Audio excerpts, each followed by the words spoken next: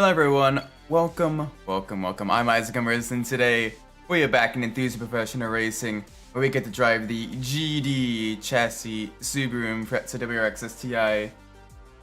This car, the second generation of the Subaru Impreza, with the round eye design as well. Very nice, very high power in that flat 4. Very great. So let's jump right into our races. This car is also sold as the Saab 9 as well, which is a very nice vehicle. It is similar in performance to the Impreza, but you know, yeah, very nice. Oh, she welcome. Sorry I haven't had a good day though. Hopefully I can you know, help make the day just a little bit better. Let's start with the race on the Nordschleife forward drive turbo machines on a very technical, very twisty, very hilly and bumpy German course. So it'll be interesting to see how well we do. It is nothing but forward drive vehicles here, everything from your Legacies to your Evos. We even got an Nismo Skyline behind us. Yeah, it's gonna be a very close battle. Thankfully, we can get a little bit of a gap going here, side by side with another road-going version of a rally car, the Celica. There we go, up into the lead. That's when I woke up late.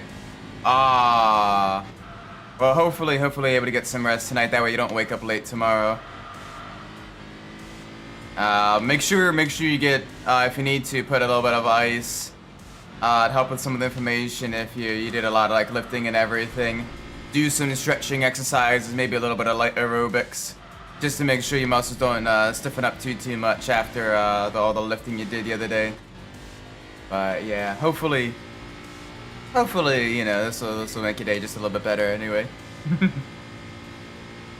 At full speed in the Flugplatz, a little bit of a crest in the faster machinery. And even including some racing cars, you do catch air over the crest there, and it gets very spicy. Alright, so it's good to hear, man. Good to hear. Aw, and it's a beautiful WRI blue mica as well. Bright and deep blue. Perfect for the rally cars. Midnight, welcome. Hope you're well. I've seen you've been playing a lot of the Gran Turismo 2, getting a lot of the events done. Very nice. GT2, while it has a lot less structure of a career mode, and it's very easy to kind of break the progression compared to like Gran Turismo 1 and like Gran Turismo 3 as well. I don't know, Gran Turismo 3 is kind of easy to break the progression too. But it's, I don't know, Gran Turismo 2 is still a lot of fun. It's got a really good sandbox to it, where once you get to a certain point, you get enough money, you're able to get kind of like the grind going and everything. You know, you're able to kind of tackle events. Oh gosh. 1 second. OBS just decided to...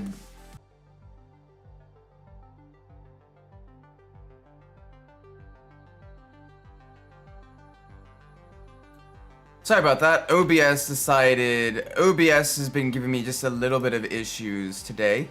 And I completely decided to throw up a fatal error. So I had to completely close that and restart it. We're good now. Sorry about that. Gotta love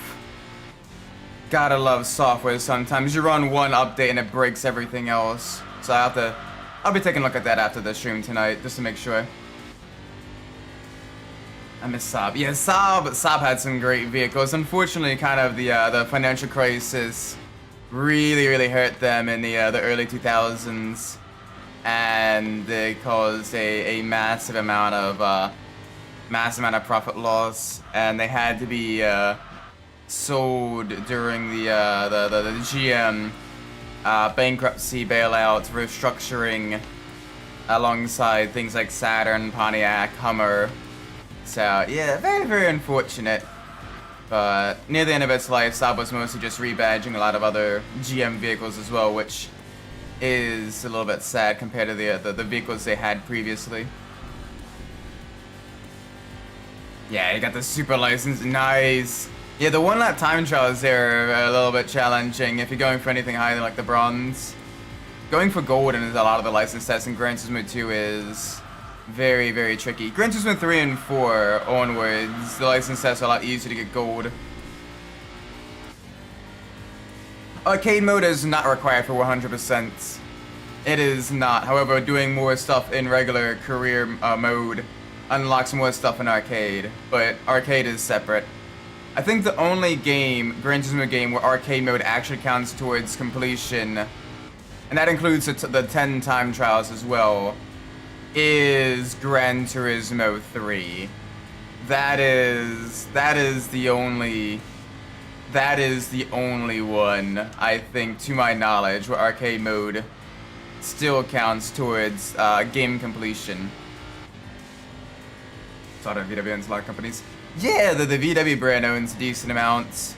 Toyota owns a solid amount too, having Daihatsu, Fuji Industries, Subaru, and a partnership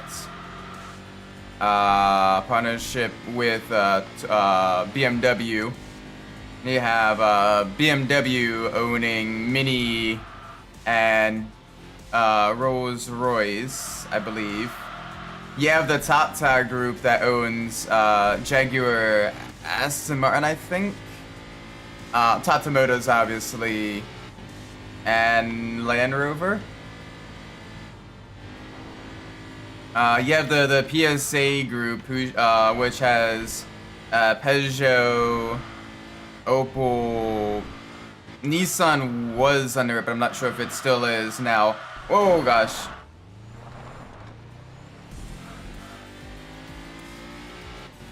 But yeah. Well, I know in Gran Turismo 2 there was a bug where you couldn't get 100% completion due to some cut content that wasn't fully removed from the completion list either. Some of the drag racing events, I think. Oh boy. Car just a little bit bent out of shape here.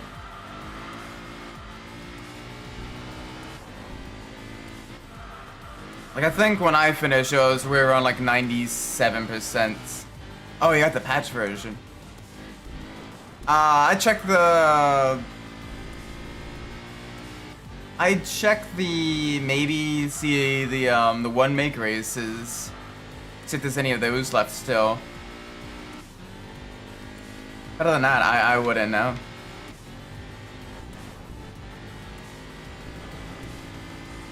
I wonder if gold counts towards a higher percentage than like the bronze and silver in the license test. Yeah, it might be the one make races then. Whole engine rebuild. Whole engine rebuild in a Tetsuya. That's always fun. Gotta figure out which you broke and try to fix it.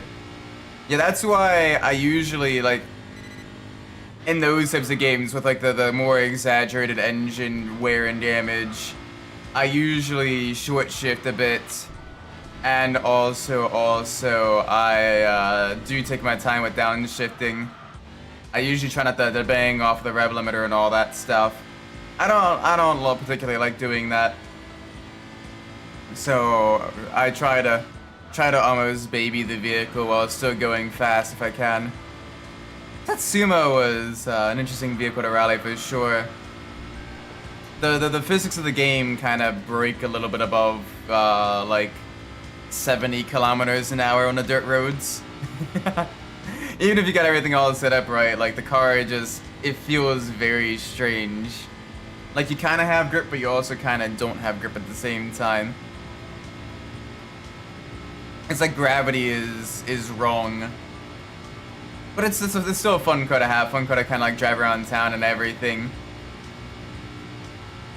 Not gonna twitch myself getting all golds. Don't worry, I don't blame you. The only games I have gotten all gold on all the regular license tests are Gran Turismo 3, 4, 5, 6, and 7. 1 and 2, and it's just because it's more difficult for me to kind of wrap my head around how the cars handle those 2 games. Are a lot more difficult for me to get golds and all the tests there. Bloodwolf, welcome. I hope you're well.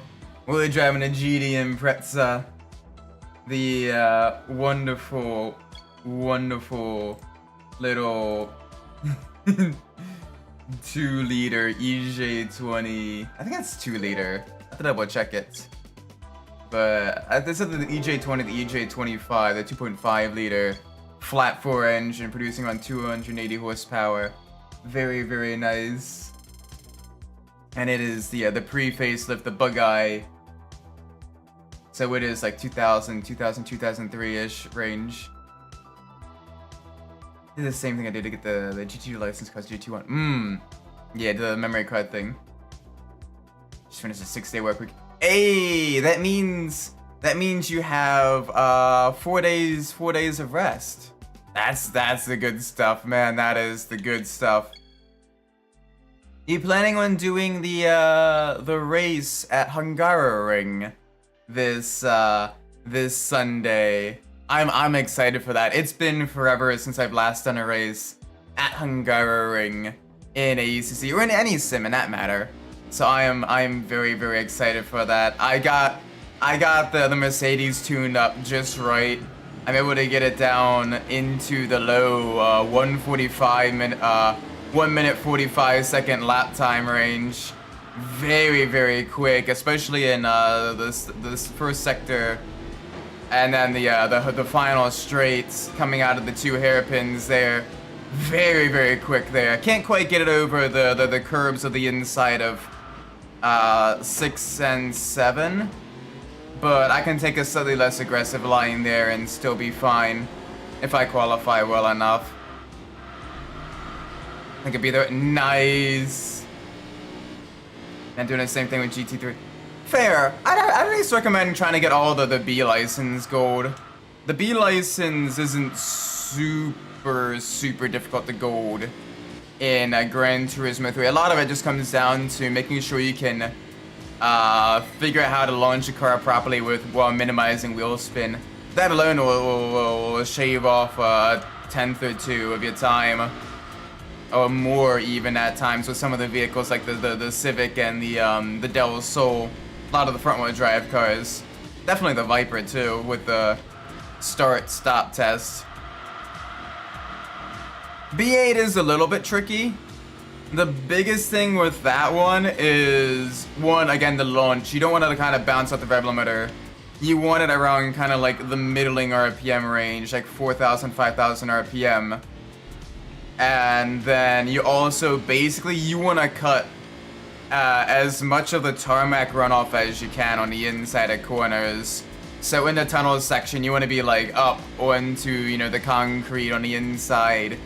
And then that 90-degree left-hander before you get to the final straight of the test. You want to use pretty much all of that the yellow dashed section there on the inside. Really cut it in early, open up that corner as much as you can, because that'll determine how much exit speed you get coming out of that corner onto a fairly long straight. Bonk the rocks, don't bonk the rocks, you can't bonk the rocks, don't bonk the rocks. Yes. Oh, I still got that Apollo 440, I think it's Apollo 440 song on my playlist. That song was also featured, the non-remixed version was also featured in a Nick Cage movie. If you've ever seen the remake, or I guess the remake is probably the best way to describe it, of Gone in 60 Seconds. I think it was released in 2000, or 2001, 2002, early 2000s. It had Nicolas Cage and a bunch of other actors as well in it, but Nick Cage was like the main one. It was featured in Cars Made International as well. Bass. It's such a good song as well. I like it a lot. Although it's a toss-up between whether I like the original more or I like the remix. The remix I definitely think is a lot better for like actual racing. it just feels, you know, a lot more upbeat, a lot more, you know, rhythmic and all that stuff, especially when you get to kind of the more brass section. You know, you get a lot of like the brass added as well. It's just really, really cool. But the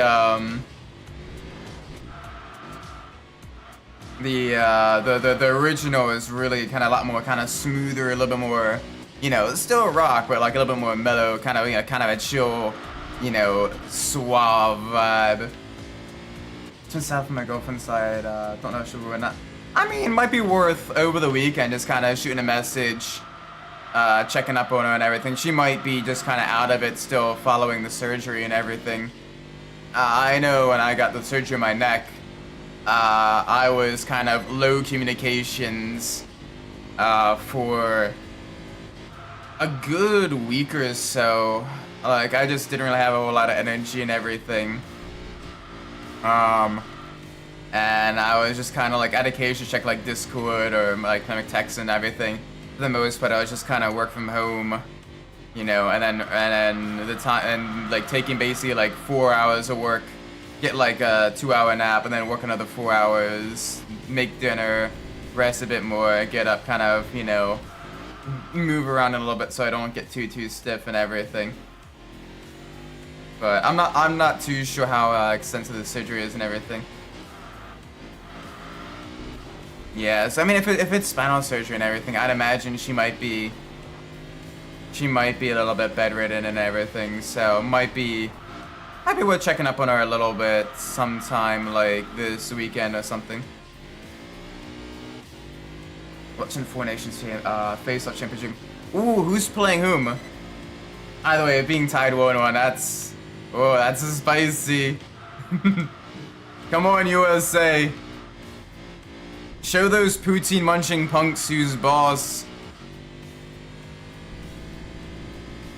USA and Canada again.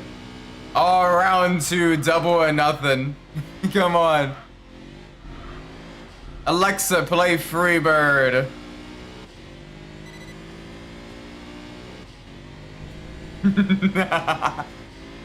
Alexa, play Freebird.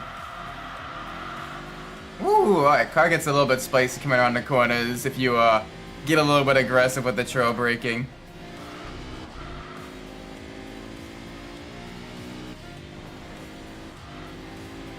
Oh boy.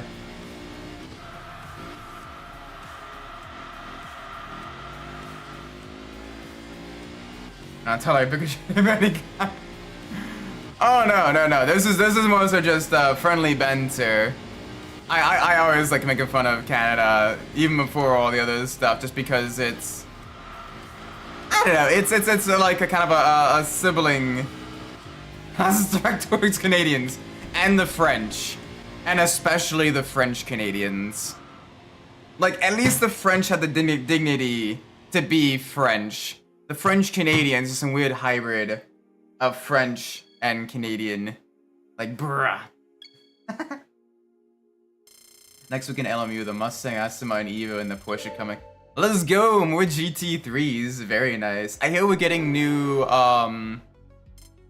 track variations as well, including the Bahrain outer loop and Coda short as well, which is very, very nice. I hope we get some historic WEC tracks as well. That'd be really cool. I hurt my hand. I got all types of microcuts. Less cool. Do make sure you disinfect and get all that all cleaned up and everything. A little bit of ice, little bit of, you know, rest and relaxation and everything like that. One reason to learn French was to understand some video game characters. Yeah, so the main reason I kind of had attempted to learn Spanish during my high school and some of my college years was because a lot of people in my neighborhood were, you know, a lot of them were, you know, the Spanish speaking and everything. So I wanted to be able to communicate well and all that stuff. Assume clarity. Yeah, I'm familiar with that. Do you need to handle that for your job, or what are you using that for? Guess what? Into the pain, extra pain. Grizzlies lost too, but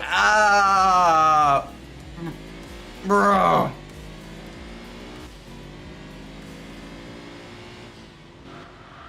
Okay. Welcome on LeBlanc Coffee. Oh boy, hope you're doing well. Welcome to the stream. Right now we have... Ooh, this is of an interesting matchup. We have the bugeye Impreza, the GD Impreza, the preface the GD Impreza against the Evo 5. Evo 5? Evo 6. Evo 5, I think. Tamimakin edition. Very, very nice. Industrial grade salt. Yep. Industrial grade salt. In an open wounds. I wonder if they let you wear like gloves and all that stuff, like kind of like the Nemo gloves and everything. That would be kind of useful to help protect your hands against that type of stuff. Leroy Jenkins. This is Got Chicken. Welcome, Adachi. Hope you're doing well. Oh gosh. Right now we're fighting for our life here against Evo 5 behind us. Impreza versus Evo. Very, very fun matchup.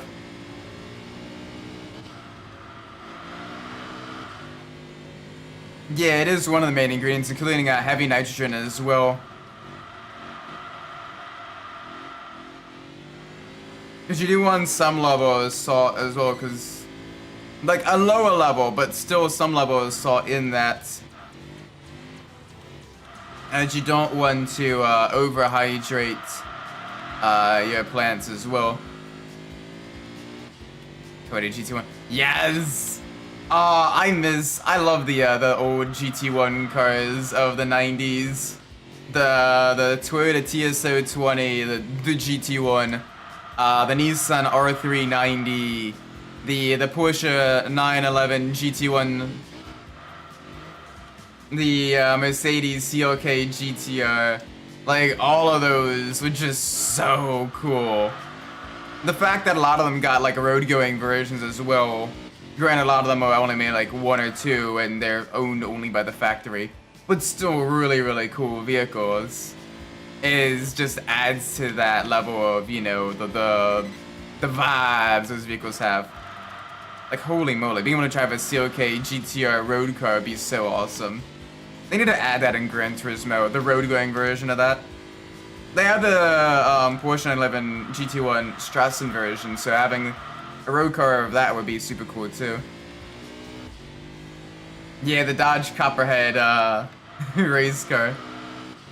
It's a shame they never made that. Having a lighter weight, open top sports car to compete with the likes of like the Miata and the Mercedes SLK compressor and like all of those vehicles, but like made an American version would be really, really cool. You saw a little bit of that with the Solstice. Unfortunately, the Solstice came a little bit too late onto the scene, and also was affected quite heavily by the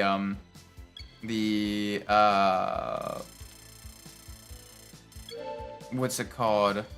The financial recession, the financial crash of 07, 08, which made it not really sell well. It's a shame. I love the Solstice too. It's a fun car to drive. I've actually gotten a chance to drive one once. Not a whole lot of power, but quite maneuverable. Zero gloves, but the 20 gram bag. So 55-pound bag fell and I had gloves off because my shift started. Bro! Pain. I get another save off game facts, get the unused video pull up. Yeah, I mean, if you, especially with emulation, you can have as many memory cards as you want.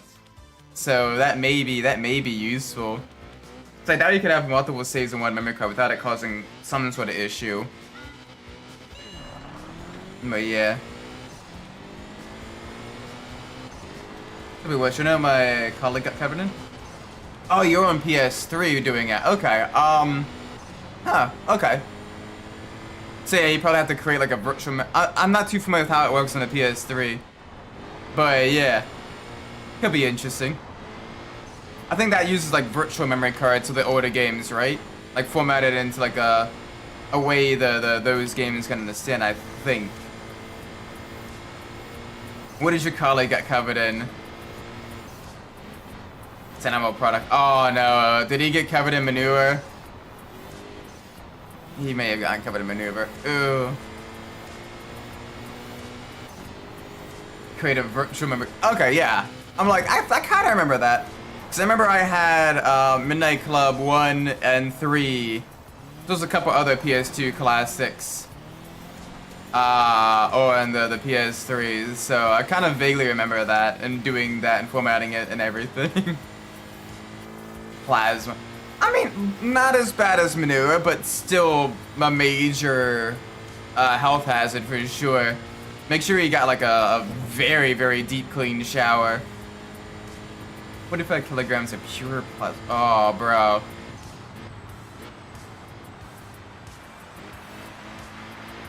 Bro.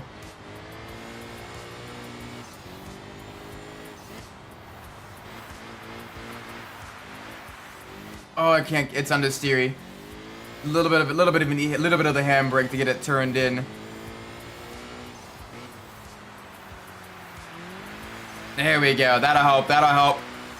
Four-wheel drifting out of the corners. Full send.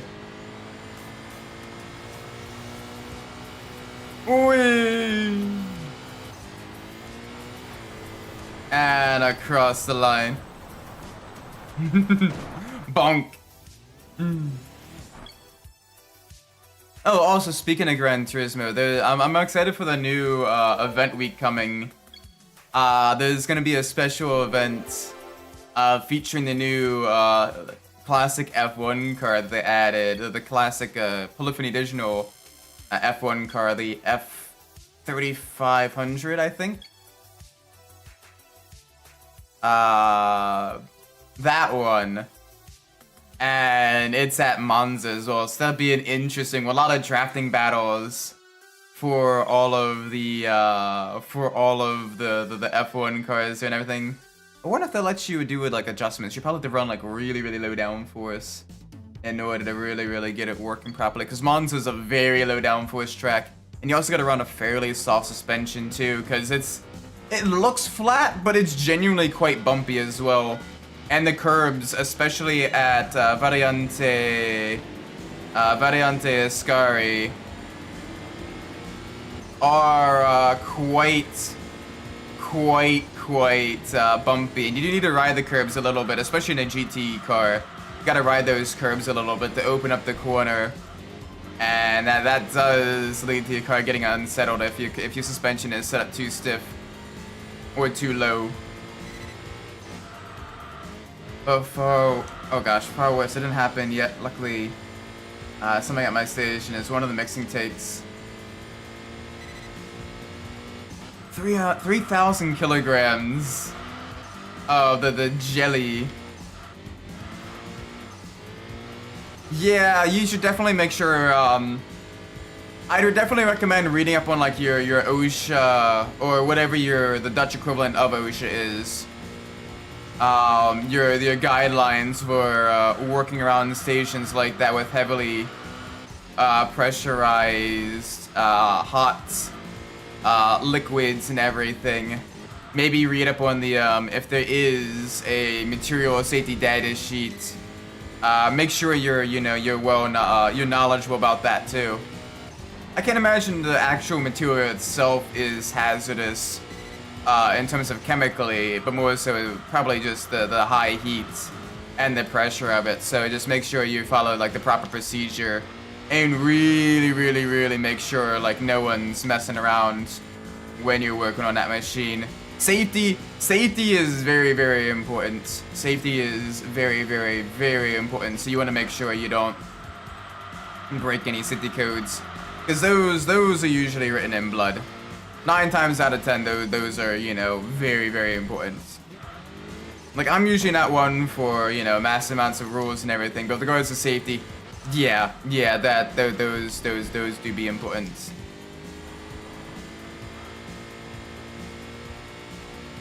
Gotta really make sure when you're working on that, if it has a lockout tagout procedure as well, like make sure you follow that too.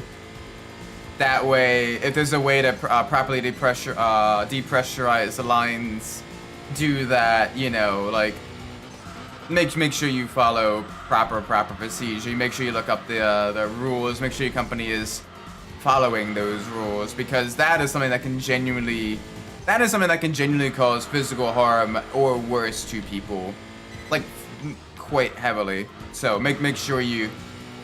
It is the employee's job and the company's job as well, but especially the employee's job, because you're working directly with it, to be informed as much as you can be.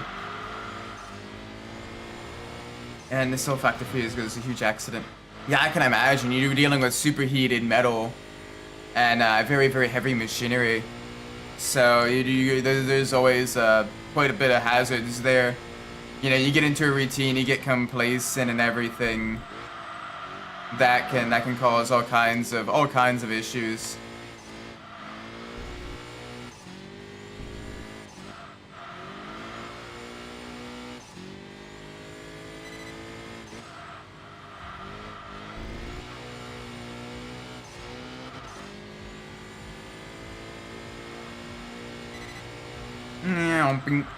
Down a gear. Oh, that sounds so good once they get upgraded.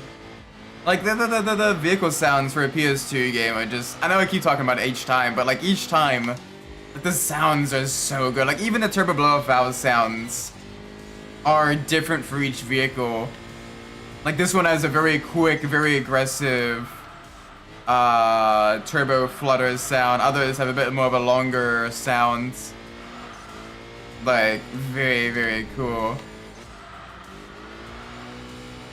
I don't work there, but someone fell 80 feet. Ah! Oh!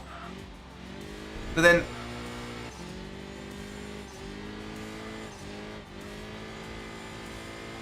Oh, bro. Ow. Ah. Oh. Yeah, you don't mess around with safety. You don't do that. Like, that is one thing, like, I am very, very anal about with regards to any, like, manufacturing or industrial environment, is you make sure you're following, like, all the safety procedures. Even when I was, you know, in, like, shop class and everything, you know, make sure, you know, you have that all available and everything.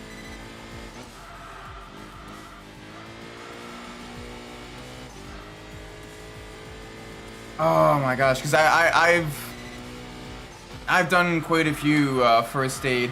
Thankfully, much less, like no one got severely hurt.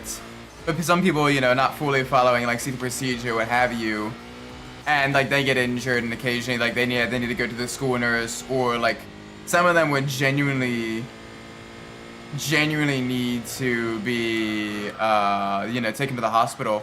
Like there was one guy that was working on one of the vehicles, and he had you know, I think it was his granddad's or his dad's high school ring, because they went to the same high school that we went to, so it's kind of like, you know, the family legacy thing.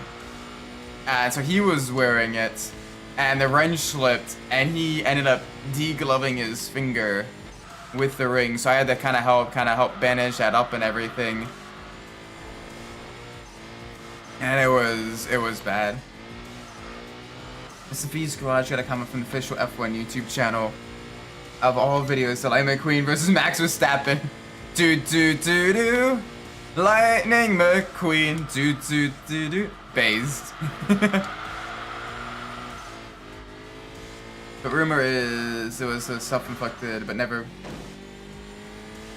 Bro, if you're gonna, actually, I'm not gonna talk about that. But like, bro, why would you cause additional trauma or suffering for like your coworkers and everything if you're gonna do that? Like, no.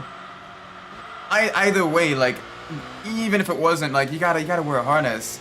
You're working from that high up and everything. Like, yes, please wear proper PPE. Wear proper personal protective equipment, please. Don't. They're engineered and built and designed that way for a reason. It's not just a money sink. Trust me, as an engineer, I know. I've worked on money sink projects before. Those are not that.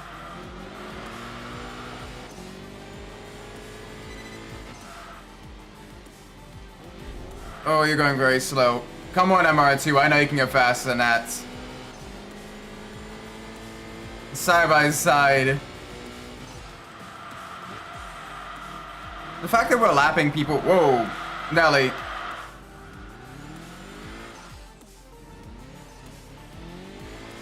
The fact that we're lapping people, or had been on pace to lap people in a RS event, just goes to show just how quick the Impreza actually is.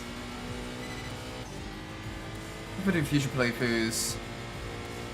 Yeah, definitely. I know for some people, especially those that have done it a lot, like the license tests are always a little bit of a pain. To me though, I still like doing them because one, they do help me kind of get reacquainted with the handling physics of each game in a controlled and quickly reset environment, and really get back up to speed compared to like doing the races. And two, I do enjoy the challenge. I like seeing how my times either gradually improve or it gets easier and easier for me to get some of the licenses, a lot of the license tests at gold. Let's see these two. Let's go, Murmurka! Beat the poutine munching punks. I can't be too angry at all the Canadians, so one of the guys that runs the Sunday series for our league is Canadian, and he's a nice guy. He's a good guy.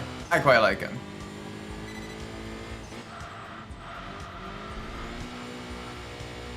Being steamed to not... Oh! That or falling into acid. Thankfully, I've never witnessed it myself, but there... a couple of my coworkers who've been in the industry a lot longer have seen some people who were not being careful and quite literally fell into acid. And, like, they just... gone. Like, gone. One guy survived and had to get, like, massive amounts of skin grafts and everything. And his hands and everything were never quite right, but, or his vision or anything like that, but he, oh no, don't, just be seriously careful in an industrial environment, please, I beg you. Yeah, they need to really take a look at the steel factory then. Make sure people are properly following the OSHA, whatever the Dutch equivalent laws are.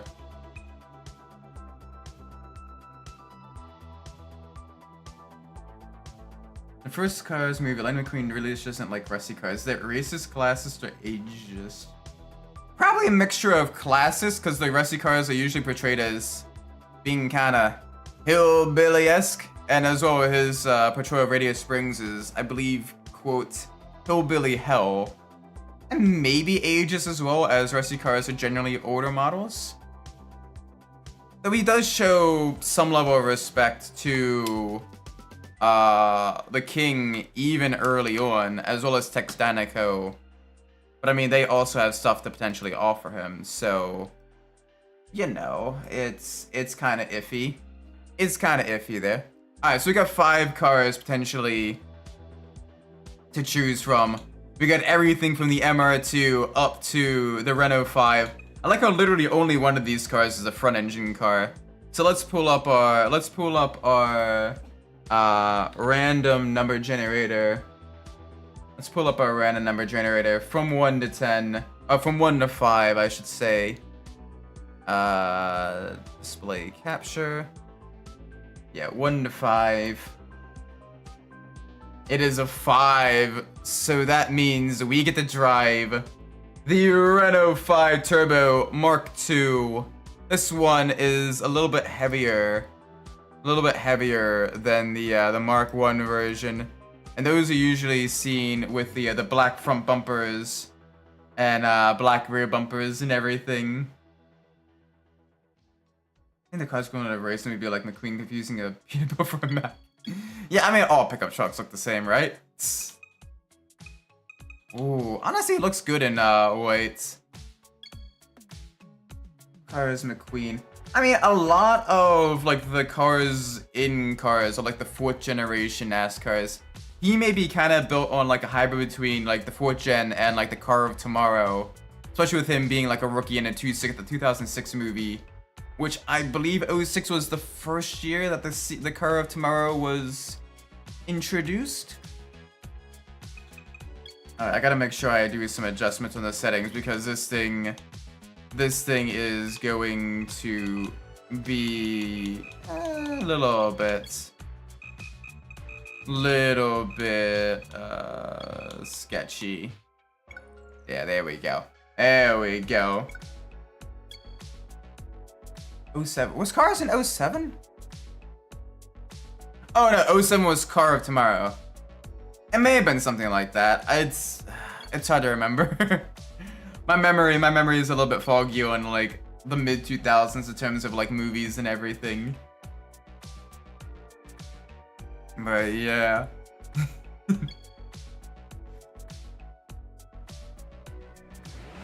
And so he may have been based off like some of like the concept sketches, because I know there were talks in like the mid early 2000s of the Gen 4 car eventually being phased out and everything.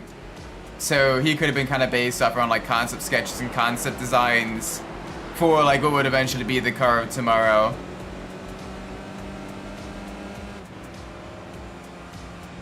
Dang, alright, this thing does not exactly have the most guts. '07 was Car of Tomorrow, okay. I'm like, it was somewhere around that time period. Because I know after the Dale Earnhardt Sr. accident, there was alternatives being looked at already for the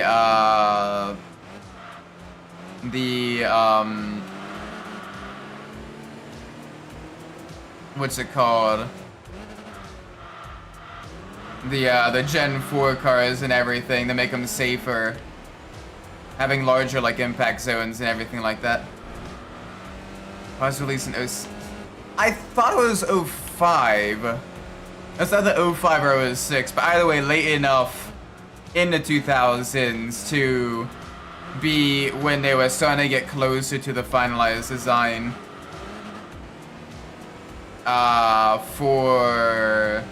Oh, Cars was '06. Okay.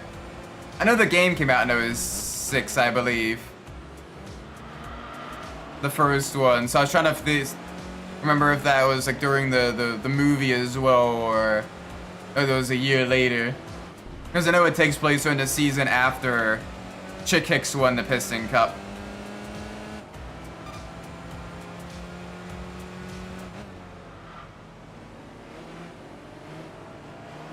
Game came out 3 days before the movie. Oh, okay. What gen of modern NASCAR is the fastest? So in terms of overall power, yeah, that was the 6th generation cars. Those ones made the most power out of all the NASCAR cars. But in terms of overall top speed, you're looking, the record is still the 3rd generation, specifically the '87 model year cars. Things like the '87 Thunderbird, the '87 Monte Carlo, the Buick LeSabre, and the Pontiac. What was the Pontiac during that time period?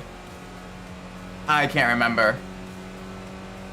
But those cars, Bill Elliott, Awesome Bill from Dawsonville at Talladega, went over 220 miles an hour during the '80s. This is before the restrictor plate racing, where they lowered the power on the super speedways to put the cars closer together and everything. And that record for a NASCAR stock car still stands today. Yeah, now they have, in the next gen, they got around 550, somewhere in that range. A little bit wider tires, independent rear suspension, sequential transmissions, single lug wheels, all that stuff. So they're faster on like the short and mid-speed tracks because they got a lot more downforce, including the diffusers and more overbody aero as well. But they're a little bit slower, or a lot slower on the super speedways. topping out at around 180-ish miles an hour. Yeah, GT3 cars have around the same amount of power, maybe a little bit more, depending on the BOP and everything. So yeah, they... But I mean, in terms of dollar per dollar, NASCAR Cup cars are considerably less expensive to build and run and operate. Which makes sense. You're running, you know, how many races a year? 30? Something crazy like that. Like you're running a ridiculous amount of races a year on very close packed racing tracks with lots of contact and everything like that. So it makes sense. Like honestly, outside of the super speedways and some of the short tracks, the next gen cars do produce some pretty solid racing. You get rid of the stage cautions in the playoffs, and honestly, I can see NASCAR beginning to, you know, go back to the glory days and everything. Because you're getting some amazing battles, like especially on the road courses. Like the battle with, it was Shane Van Gisbergen and who else was it? At Watkins Glen this past year, 2024, was absolutely mind-blowing in that final lap. Sideways through the chute. Not the chute, the outer loop. Just absolutely ridiculous through there. Just bumping and banging on each other and everything side by side, not giving any space. Very, very awesome. That one was a barnstormer of a race for sure.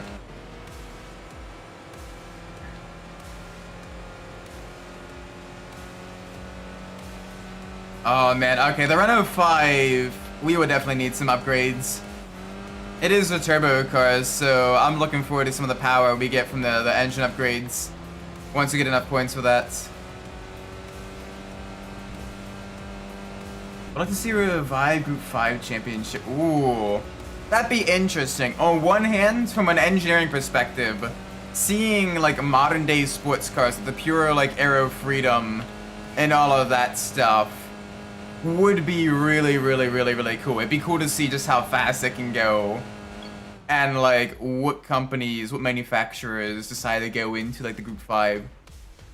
On the other hand, I'd imagine it would end up just like IRL Group 5 with your spiraling costs, very, very expensive to run, and towards the end of the probably right at the very beginning even, it'd be very difficult for the cars to follow in a lot of the high-speed corners, given the amount of overbody aero overbody downforce they produce.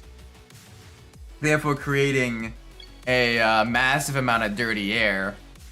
You're even seeing it now with the GT3 cars, and even then with the BOP.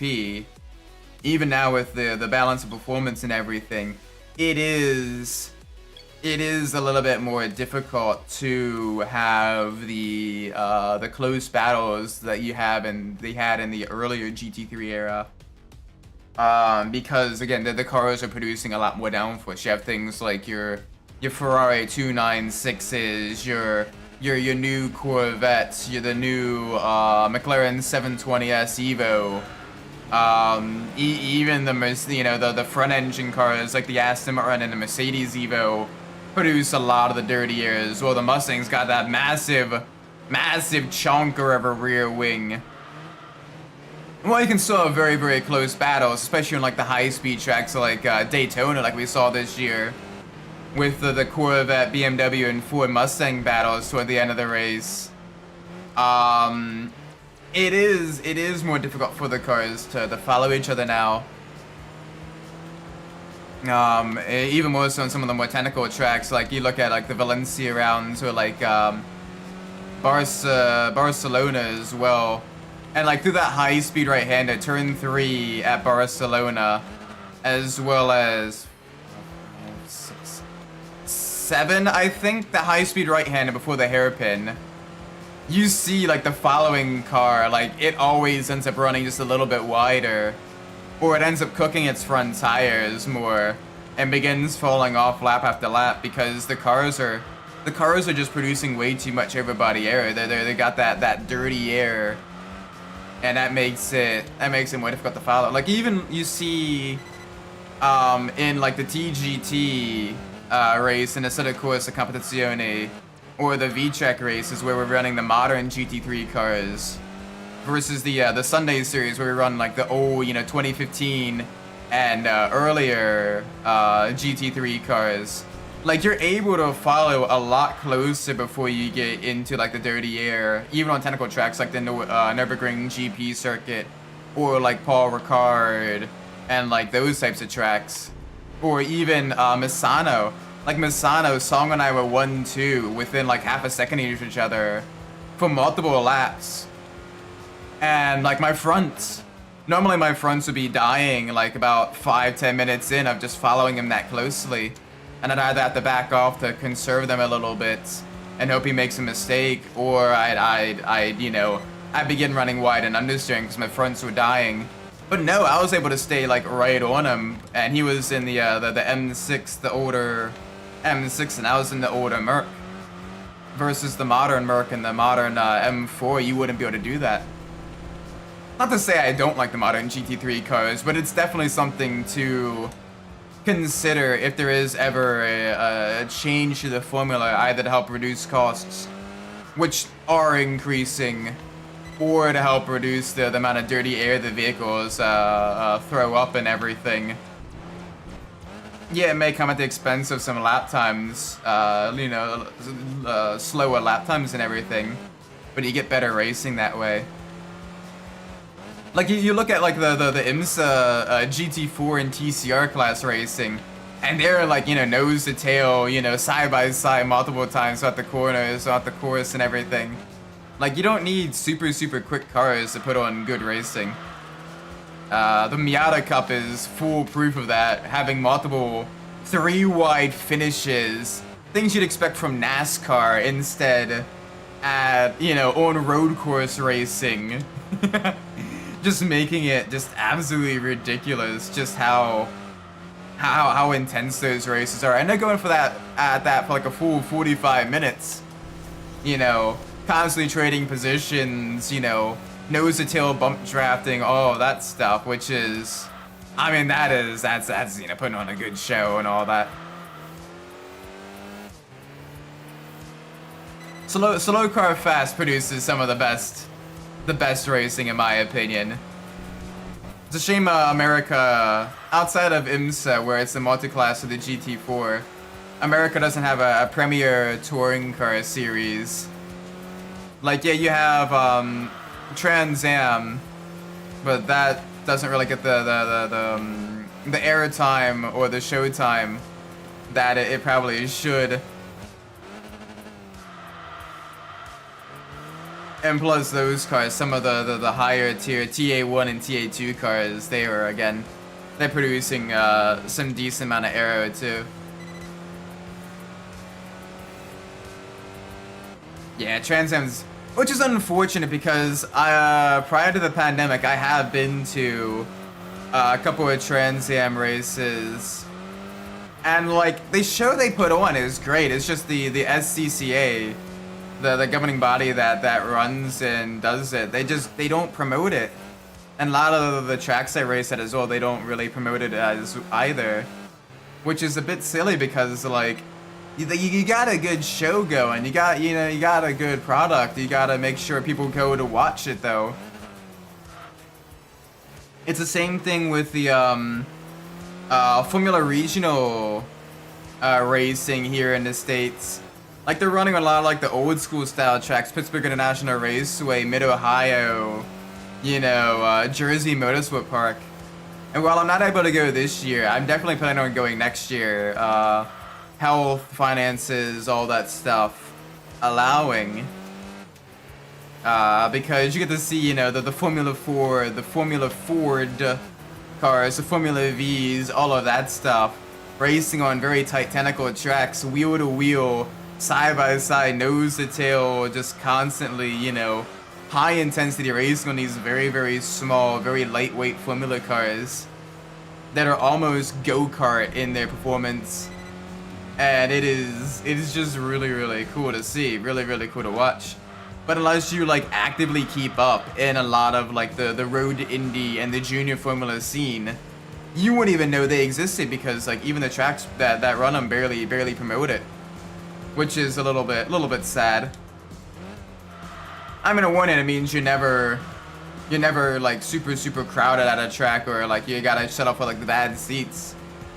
But on the other hand, like, you know, you wanna support like all the racing series and everything, because one, it's like super cheap, and two, because the racing is genuinely good, and a lot of these drivers could be, you know, like they a lot of them got something that could, you know, really allow them to move into like the big leagues, either, you know, IMSA or, you know, IndyCar, or even like the F1 if they go on like the road to F1 as well.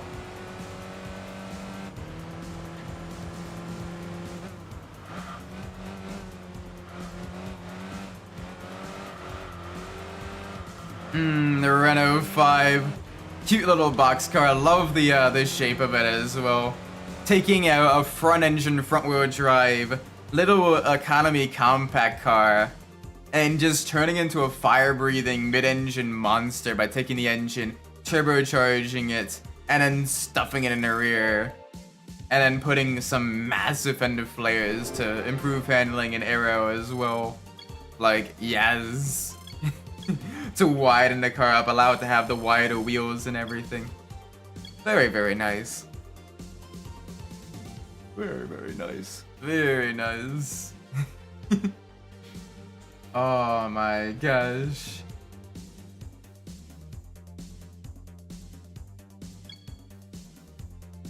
I get a drink of water real quick.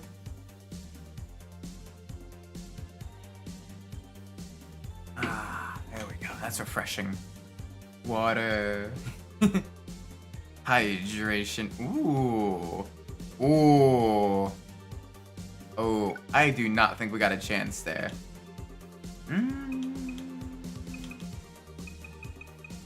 You know what? I'm gonna do it anyway. I'm gonna do it anyway. We got an NSX, an M3 GTR, freaking a Lancia 037 street version of the Group B rally car, a Super in disguise. Holy moly. We got some interesting vehicles for sure. Yes, alright, we gotta get the turbo below valve. Come on. It's an old style turbocharged car as well, so you do get a bit of that turbo lag, and it definitely shows. Gotta be careful in the high speed sections. This thing, even outside of its boxy aero, is geared very much towards acceleration. So you can't really.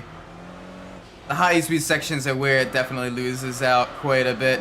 Maxing out at around like what, 120-ish miles an hour. You gotta really make up your ground on all the tight, twisty corners. We can use the mid-rear engine design and lightweight handling of the vehicle to your advantage. And it handles like a dream. I was expecting this to be a little bit more unwieldy, with it being an old turbocharged mid-engine, you know, Franken hatch. But like it's pretty solid. It's pretty good. Easy, welcome. How you doing? Hope you're well. Right now we are in the Renault 5 Turbo, absolutely tearing up the track right now.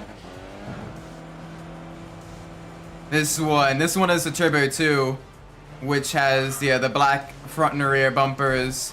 They're a bit heavier than the Turbo 1 of the older Renault 5, but they did it as a cost-saving measure. And honestly, it still looks quite good. Very nice. Very gorgeous machine. Very boxy, but it is just an absolute beaut to drive. The handling is still very good. Very nimble. Doing alright. Like, we are absolutely loving this car right now. We previously drove the early 2000s Subaru Impreza, the bugeye Impreza of the second generation, and that was very nice. And now we are in the Renault 5. And I'm surprised we're able to keep the M3 GTR, you know, an homologation special. Not that this the Renault 5 isn't an homologation special. This was designed to be able to have a rally car homologated for a lot of the World Rally Championship races of the early 80s, and it shows in its short wheelbase, very peaky inline 4-cylinder engine, very nimble handling, and very close ratio transmission as well. Very, very nice. Okay, Valley, welcome. Hope you're well. Oh, the understeer's a little bit. The long corner understeer, or the on throttle understeer, is a little bit rough. You gotta be careful with that. Gotta remember that this, while it is a mid-engine rear-wheel drive car, doesn't exactly have a whole lot of power. You're making probably around like 120, maybe 130 at this stage. So you're gonna get more of your rotation off throttle, and by throwing the weight around like that, than you're gonna get by just getting on the throttle. So you gotta really use that off-throttle rotation that's prevalent in a lot of your mid-engine cars to get it around the high-speed corners. Get the weight. Oh gosh. Nope. Don't do that. Damn, that thing just plowed forward. You gotta make sure you load up the front tires before you try to turn. Really get the weight over them. Make sure you're not overloaded in tires. So in terms of the traction limits, just get it that rotation. We're still right in the fight though. We can probably make up some ground on the M3 GTR on the second sector here, coming up in the suburban section, being lighter weight and able to really get that power down out of the tighter, twistier corners. We do have the roof RGT based off of the 996 Porsche 911 behind us. So two German powerhouses from around the early 2000s versus an 80s French hot hatch. And we're putting up a solid fight. Oh, understeer, wee bit understeer. Come on. Yeah, we lost a little bit of ground there. They managed to get that the late apex. Get that power down out of that corner. That's smart. They're gonna pull away a little bit here, and definitely pull away on the uphill section, where they're able to really stretch the legs of that V8 power Bimmer. But that doesn't mean we can give up yet. We still got a Porsche to keep behind. We're still fighting for one of the podium spots.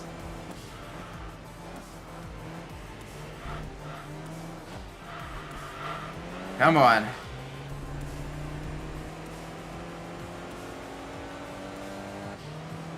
Alright, we bit on this here there. Yeah, they're pulling way ahead now on the straights. Really getting some massive amounts. There we go. Alright, a little bit of curb hopping. Better than hitting the wall though. I will gladly take it.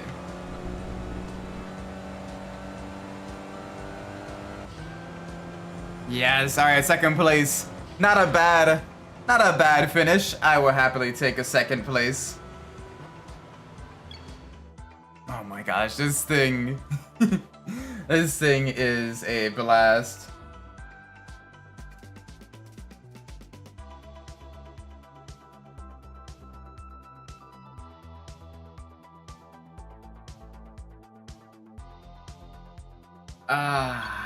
There we go.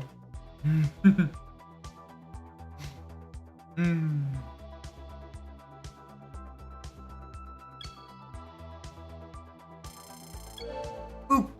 Yes.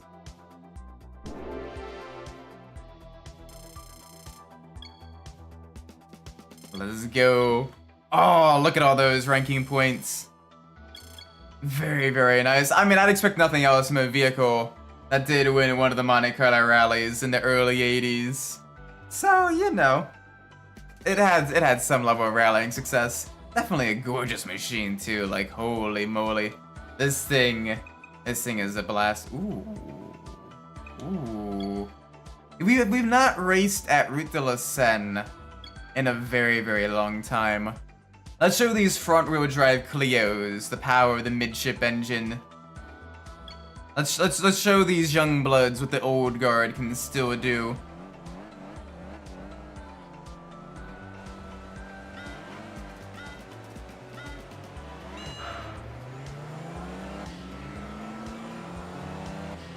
Yes! The speed!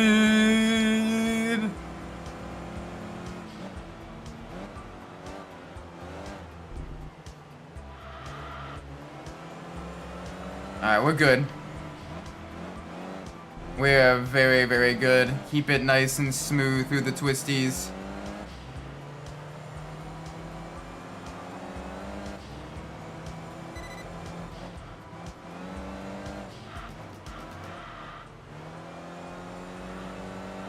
Alright, into the hairpin.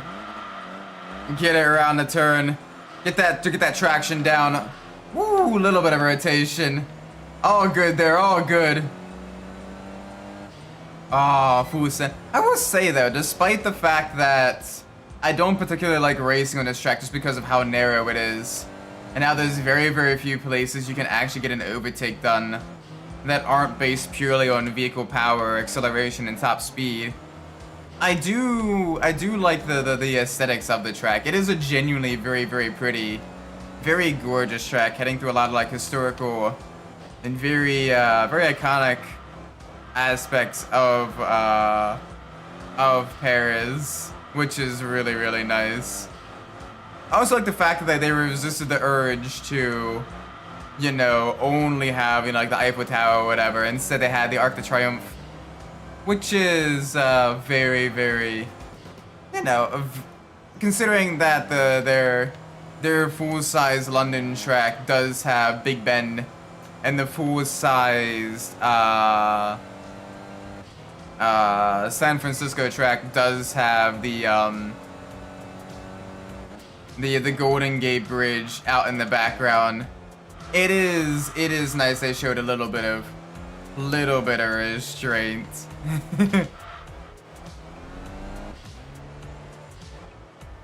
Ooh, come on.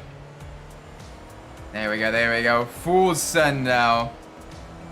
Absolutely send it. Woo, a little bit spicy coming out of the rear. Down a gear, back to the right.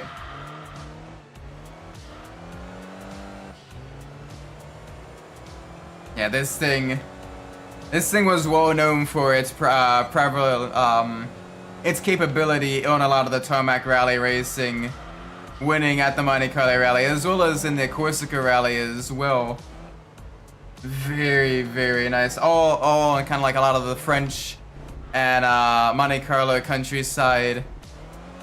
So you do have some very, very storied rally success with this vehicle. Didn't do quite as well on some of the dirt courses, but it was still a worthy champion for sure. A worthy contender. Especially during the early 80s, you got a lot of the other Group B cars, like the Audi Quattro, and then later on the Peugeot 205, and the Delta S4, being, you know, some of the four-wheel drive monsters of the Group B era. This one being purely a rear-wheel drive car with considerably less area development than some of the vehicles, especially like the Audi and the 205 Evo got. You know, it held its own. It was definitely a solid contender, and is not a vehicle to be overlooked for sure. Ooh, come on. Give me a little bit of rotation. Through the twisties. Sounds like the understeer just a little bit if you're too aggressive on the brakes. But otherwise, it feels very nice to drive. Very, very well behaved. It's got plenty of grip for an 80s rally car. Very, very nice. Like I quite like this. All right. Oh gosh. Oh Nelly.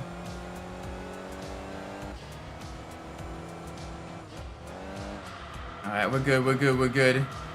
Keep it smooth. Keep it steady around the turns.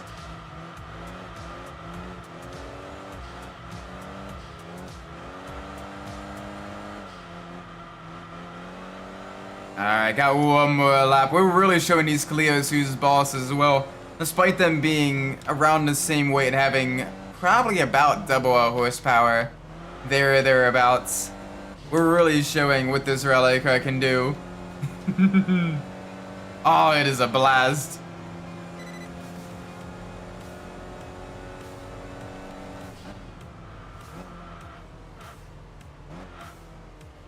Oh, easy through the turns.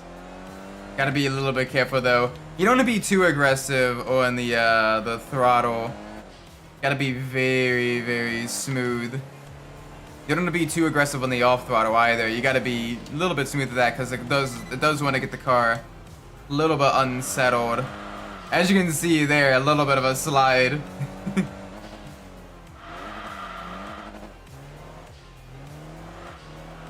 There we go. Back to the left.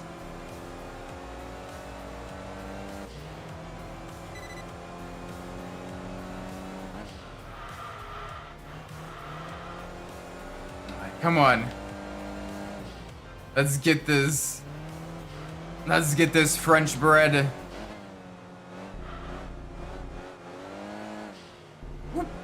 Alright. Also found out my girlfriend something that I said before the incident.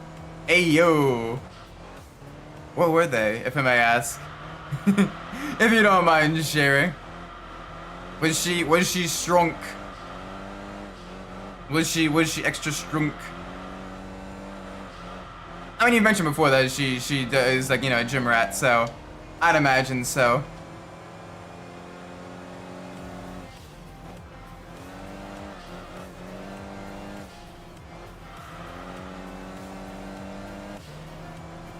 Oh, the speed! Boom! Nice, very consistent times as well for a track I'm not nearly as familiar with. All right around the 146s.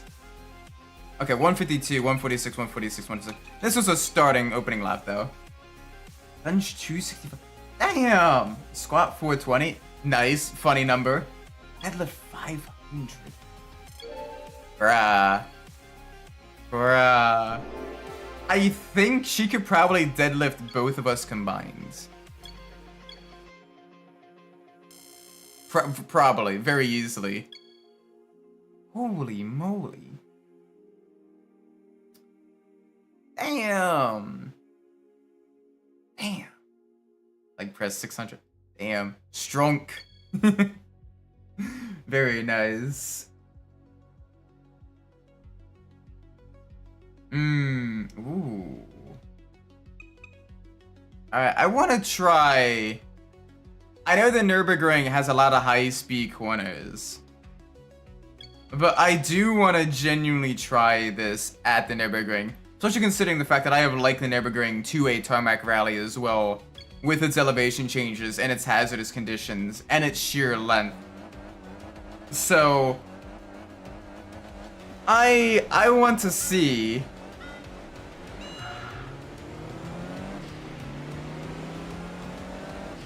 I do want to see what it can do. Also, I'm surprised. I'm kind of surprised that the WRSC, the World Rally Championship, or even local rally championships, at least to my knowledge, have never used the Nordschleife section of the Nürburgring, or even sections of the Nordschleife section of the Nürburgring, as rally stages, given the fact that you already have, you know, a lot of the safety features. It is a kind of closed down toll road and everything, that'd be really easy to close down and get, you know, the medical professionals and all that stuff there, and having, you know, the viewing sections for spectators. Like, I'm genuinely surprised, at least to my knowledge, that they haven't done that.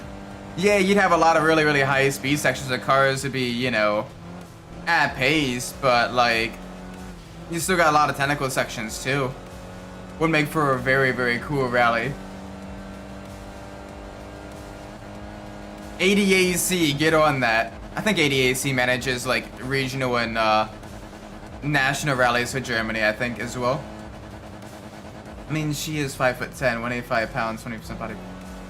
Nice, very strong. Very, very strong. Okay, yeah, that's a third gear corner. I gotta remember, close gear ratios. One gear higher than you think. It's like the BMW M2 and ACC. There we go. The fact that this tops out at 124 miles an hour, though. Yeah. We are gonna die on the mile and change long back straight. So we gotta make sure we build up as much of a gap as possible in the twistier sections before we get to that. That way we can really get some distance.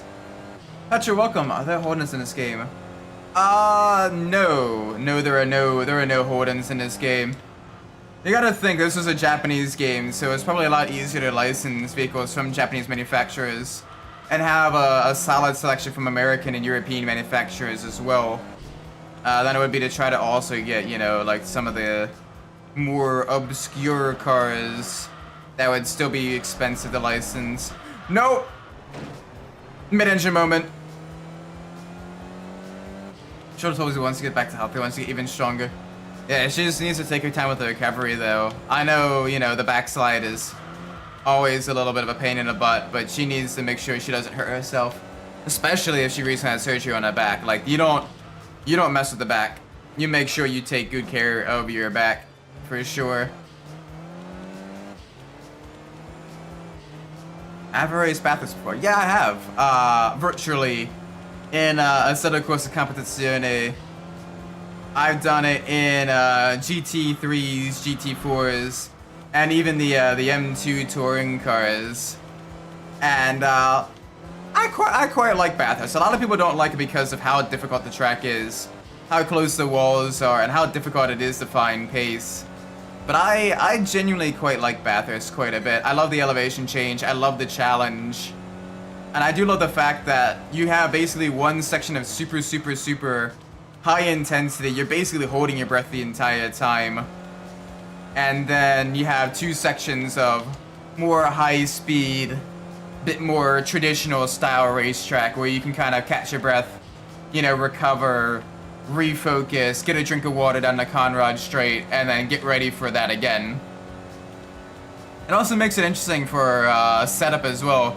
Do you set up your vehicle for being able to more easily overtake your competition on the straights like the Conrad and the straight out of hell corner? Or do you set your vehicle up for a little bit higher downforce for that stability and longevity through the mountain section? Makes it a very tricky,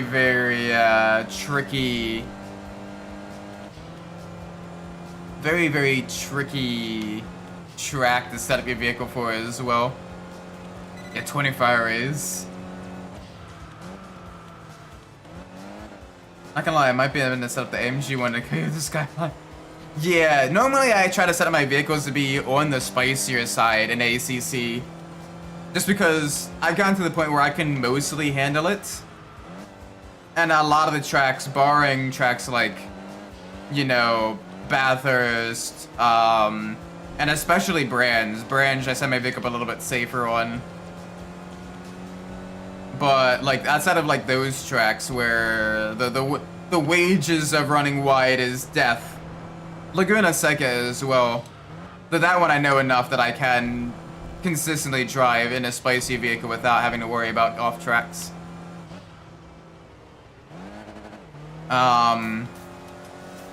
Like, I usually set my vehicle up to be very, very, very spicy to get that rotation, to get that power out of the corners, to really, really, you know, send it. I usually look, either use a modified, Coach Dave Academy setup or a modified, Go setup, depending on how spicy I want it. If I want it very, very spicy, I use the Go setup. If I want it a little bit kind of a milder spice, I use the CDA. You mess up Skyline. How does this wall taste? You barely clip the outside curb before heading to the downhill? Whoa. Yeah, I'll be honest, I do not like the high mows. Like, I get the high mows are the closest to the meta, but the high mows just feel very... I don't know. I do not like them. I do not like the high mows. I forget about Automodelista? What do you mean I forgot about it? Automodelista doesn't have Bathurst. Or Holden's. What? And I've played it before, so it was one of the first games I've ever played. Or in stream, anyway.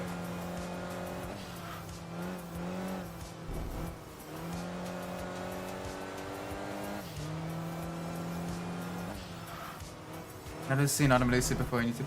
Nah, it was like the first... Like, I have 2 streams of it where I beat the main career mode of that. The Miata was a really, really good car. I think we also used the Skyline swapped S30Z. And I forget what other vehicles we used. We used an old Civic as well. And I can't remember what else. We used a variety of vehicles.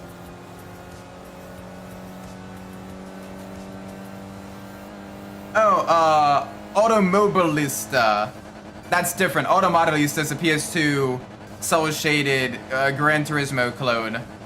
Automobilista is the racing sim for PC.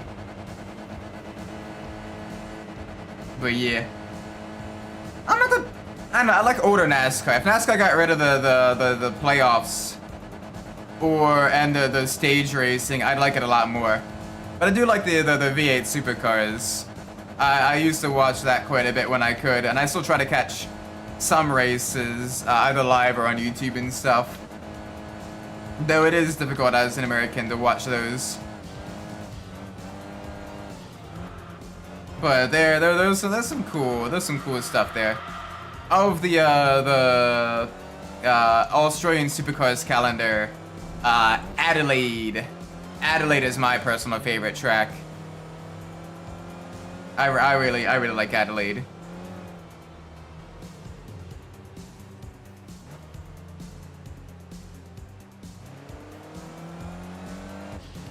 There we go.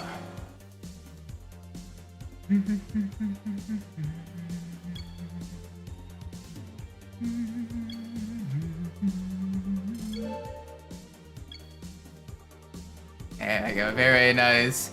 Give me more tuning level. Ooh, 2 levels. We're leveling this up really, really quick. Love the race on the bend of Phillip Island with the GT3. Yeah, I'm really sad that more Asia Pacific tracks aren't in a set of Corsa Competizione. Like, there's a lot of really good Australian tracks that'd be fun for like GT3s. And there's a lot of American tracks that the GT America races on that also just don't get the love. And it's a little bit sad. Ooh, rally race. Oh, historic rear-wheel drive cars in the desert. The 300 SL versus the Renault 5. Oh, this would be an interesting one. In a tighter twisted section as well, the advantage. In the high-speed section in the second half, the Merc will do really, really well. So let's see what we can do. Because like in GT America, you have Barber Motorsports Park. You've got Sonoma, which are both very, very twisty, very hilly, very wonderful courses. What are the courses? Those are the two big ones that I'd love to see in ACC. Just because they got a really, really good flow and they're fun to drive on. And you can still get some solid racing there as well, just kind of how difficult the tracks are.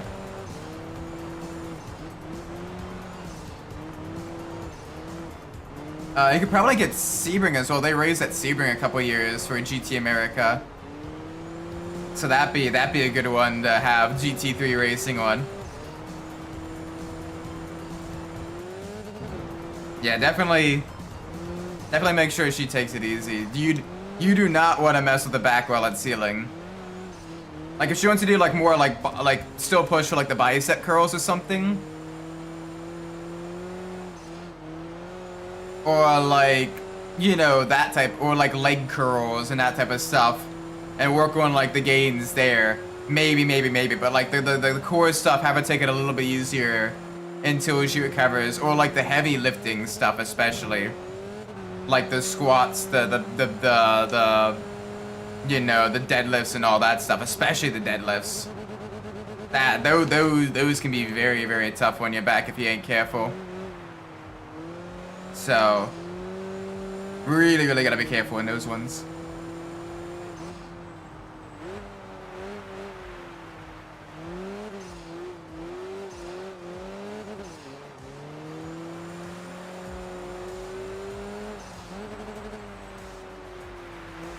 Alright, easy. Come on. Get me around the corner. Yeah, we're way ahead. We're way ahead of the Merc. They did not do too well in the high-speed section. We're able to get the traction down out of the corners. We're able to keep it going. Full send. Nice.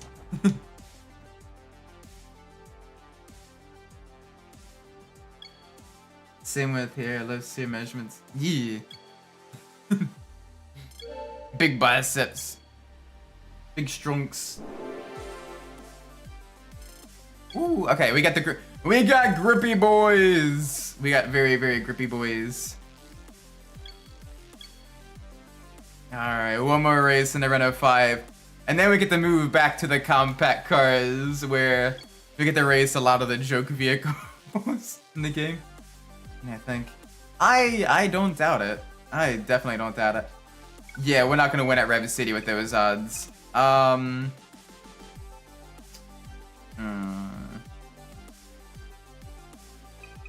Let's do the hill climb.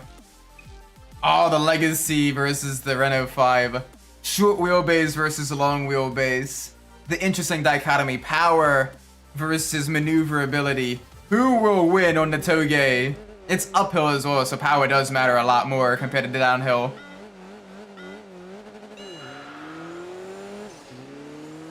Ooh, we got the jump. Not by much though. Keep on the inside to the left-hander.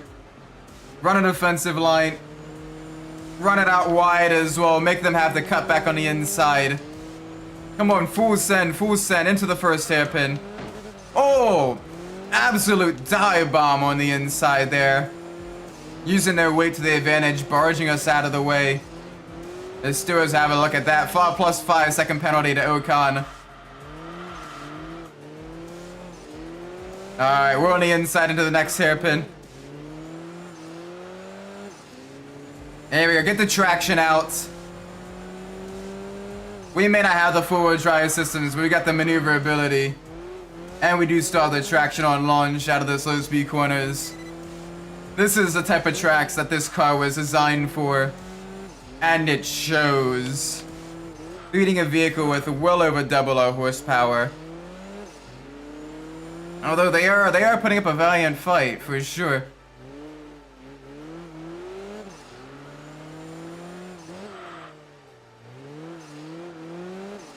There we go. Oh yeah, they had to run wide.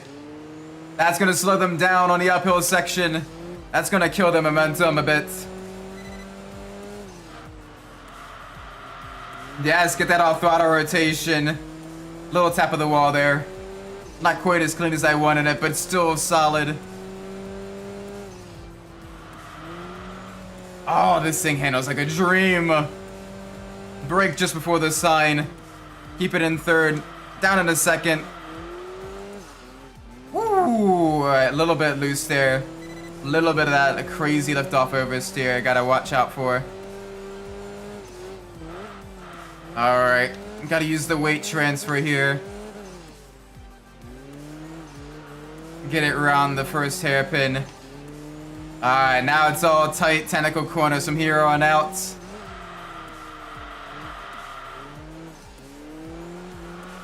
There we go, get that traction on throttle.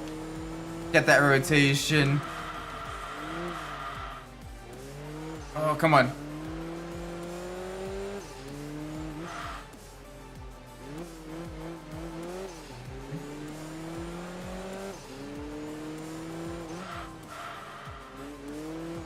Ooh, easy. Little bit of understeer on throttle. Gotta be a little bit careful about that. Gotta manage the weight transfer of this vehicle quite a bit, as the suspension is set up a bit on the softer side due to it being designed for rally racing. So you really gotta make use of that weight transfer to get that that maneuverability, that grip through the corners.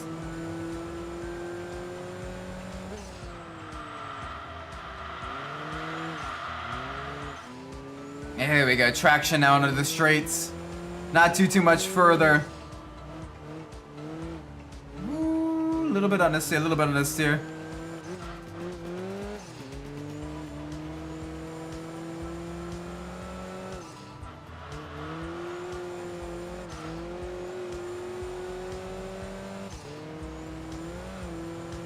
There we go, okay.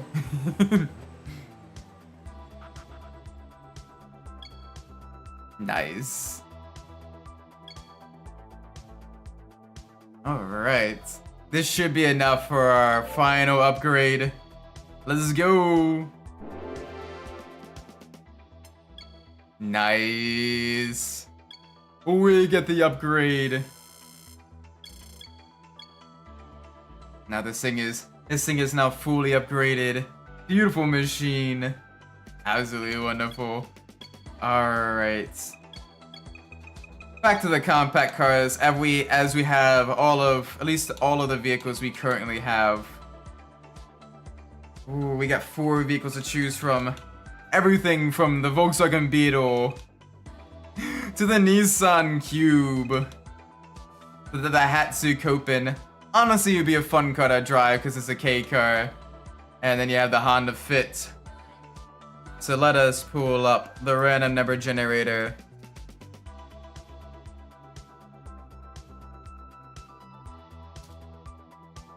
Let us pull up the random number generator. Alright. If it is a 1, it'll be the Beetle. If it is a 4, it'll be the Fit. It is a 1. Oh gosh. You know, at the previous time we got a compact car, it was essentially the Japanese Beetle with the Subaru 360. Now we got a Beetle type. Now we got the Beetle type 1. And ooh, we got at least a solid section of colors. Horizon blue, polar silver, black. Honestly, it looks pretty sexy in black. Diamond green looks pretty good in that as well. Coral red and prairie beige. I actually kind of like it in that diamond green. We're gonna be struggling though. 30 horsepower. It is not gonna be. Let's get it a little bit towards acceleration right now.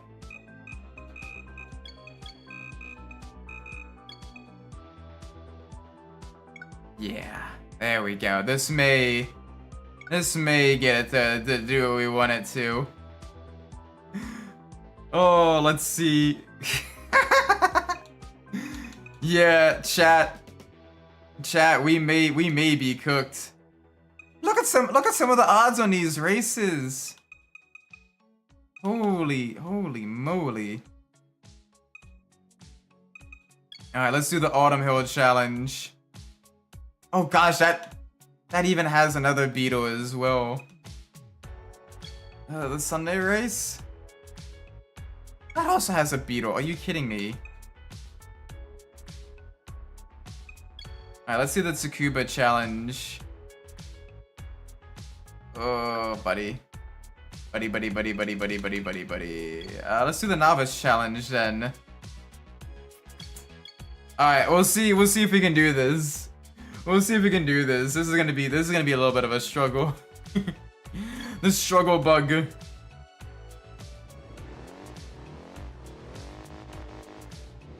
I mean, it sounds nice though.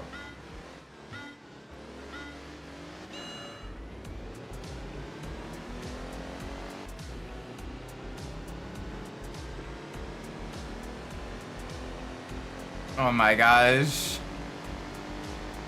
There goes the 3000 GT. There goes the Pontiac vibe.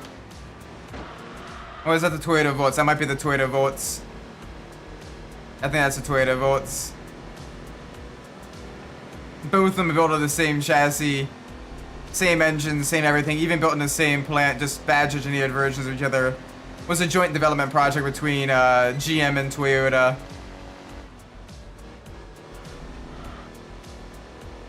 Are we actually gonna win this in the Beetle?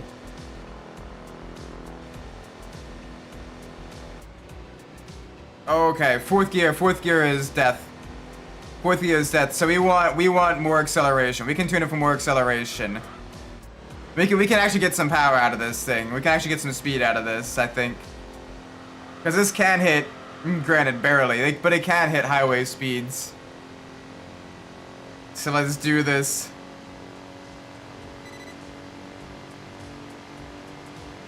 Have I ever seen the size of restricted plate in the AMG EV GT3? I can't say I have. What is the size of the restricted plate on that? I know unrestricted, it makes a very, very hefty amount of power. So I can't imagine what kind of restricted plate they run on it to keep an eye on some of the other cars.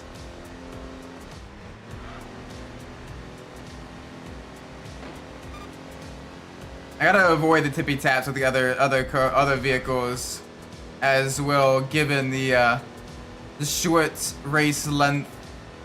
But I mean, it should be pretty quick to upgrade the Beetle as well, given the fact that it is one of the slowest cars in the game. It's a beautiful vehicle though. I absolutely love the styling of the Beetle. Just a very, very cute car.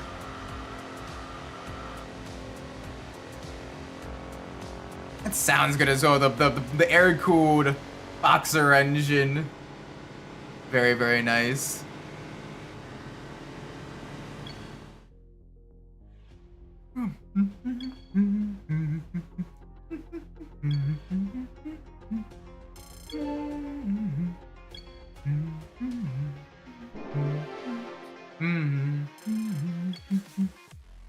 Alright, well, we got some weight reduction. Yeah, we're gonna be struggling a little bit. We're gonna be struggling a wee bit. But thankfully we can get this yeah, get this set up more for acceleration. That'll give it a little bit more oomph. Plus it's a little bit lighter. So we may have a shot. Let's race on, oh yeah, Micro Strata will be pretty strong running for this vehicle. I hate the fact that it keeps putting another Beetle there because it's hurting our, like, the odds. It makes the odds lower, which makes it worse for us because it means there's other faster vehicles as well in the running.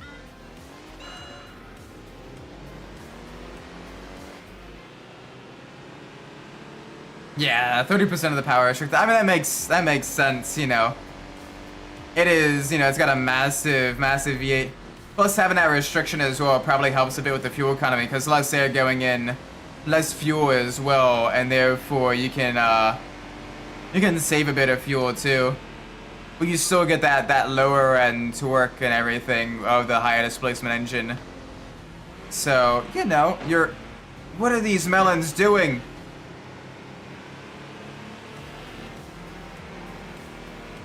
Absolute melons, a lot of them.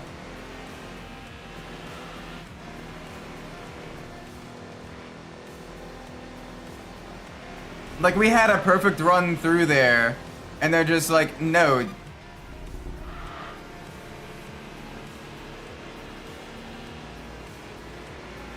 Oh, we need power. 30 horsepower ain't cutting it. We need a later model of Beetle that had around like 40 or so. 30 horsepower is very, very weak.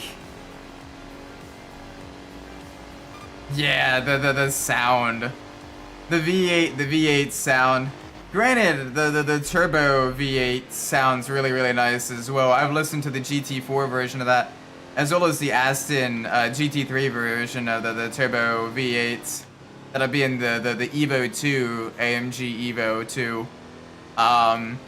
And that... No, why do they cut so much? They turn so much, they come to a complete stop, and then they decide, okay, now I'm gonna make a sharp turn right.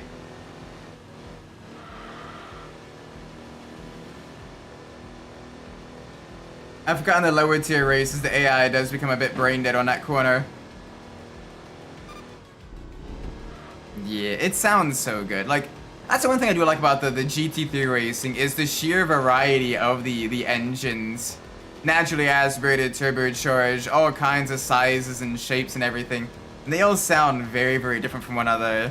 So even, you know, at the trackside, if you're not like directly paying attention to the race, you can kind of figure out what kind of cars are going by, especially during like an open practice or like qualifying session, when they're not all running like right in a group. You can be like, you can hear the high-pitched whine of the, you know, the Porsche engines, the blow-off valves of the Ferrari 296s and everything.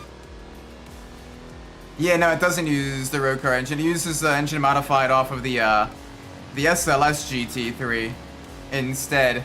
It's an old engine. They're gonna be replacing it soon with the Evo 2 with an engine more closely related to the road car, the 4.2 liter twin turbo V8, I think. Something around that range. Whatever the current Aston has. Also, welcome Nunya, I hope you're well. Speaking about the whistle, I heard about the Evo. Yeah, the Evo 2 sounds good as well. Shame there's not too many being run anymore, just because the Lamborghini doesn't have the best factory support. But yeah, back during the Huracan and the Evo 2's heyday. Oh my gosh, they sound so good.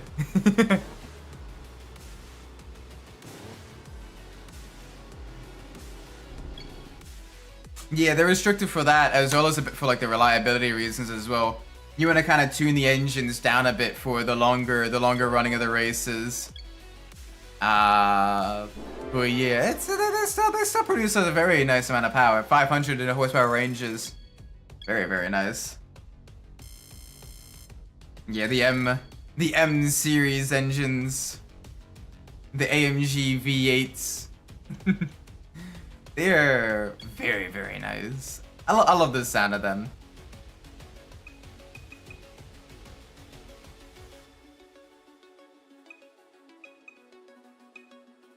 Yeah, they make some very, very nice power.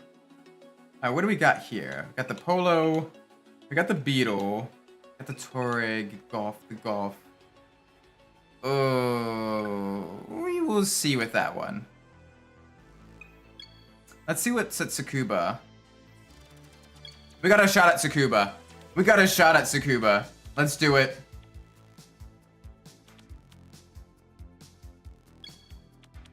We may have a shot at Tsukuba. Yeah, I think the AMG GT2 uses the engine, or at least a modified version of the engine from the AMG Black Series, right? Because the AMG Black Series produces like 740 in stock trim.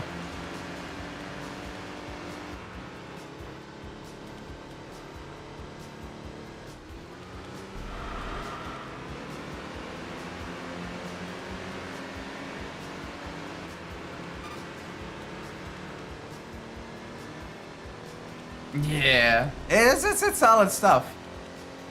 Like the fact that they're able to consistently, you know, have that power over, you know, 6, 8, 12, 24-hour endurance races, and not have too many issues. Like that's impressive stuff.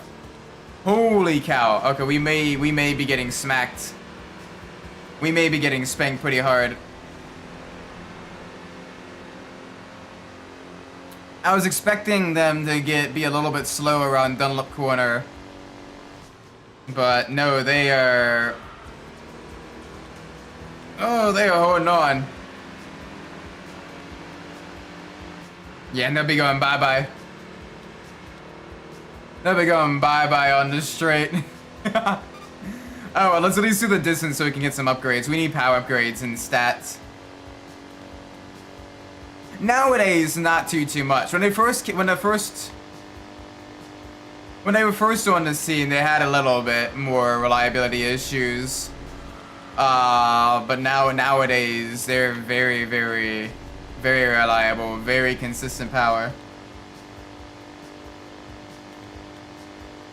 Yeah, it makes sense that they turned the boost down for the racing version.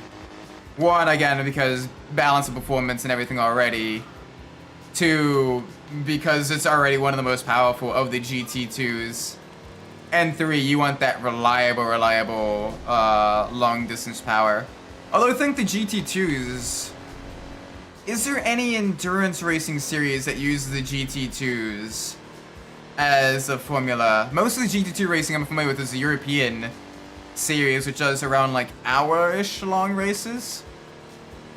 Does the 24-hour series use the GT2 cars? 24-hour series, yes! Okay. Very nice. I gotta watch some of those races. It's been a very long time since I've seen one on YouTube or what have you.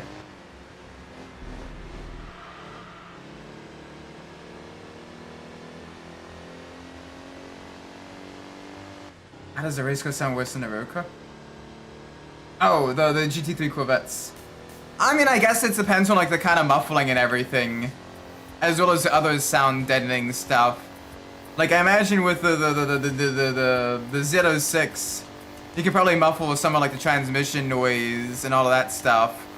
Whereas with the GT3, it's a bit more of a cacophony of sounds. I'm not sure though. I'm not sure. Everyone in the GTC car. Yeah, because they get BOP'd into GT2 cars, and then the Porsche Cups are their own class as well. Which is amazing, using the Porsche Cups in an endurance series.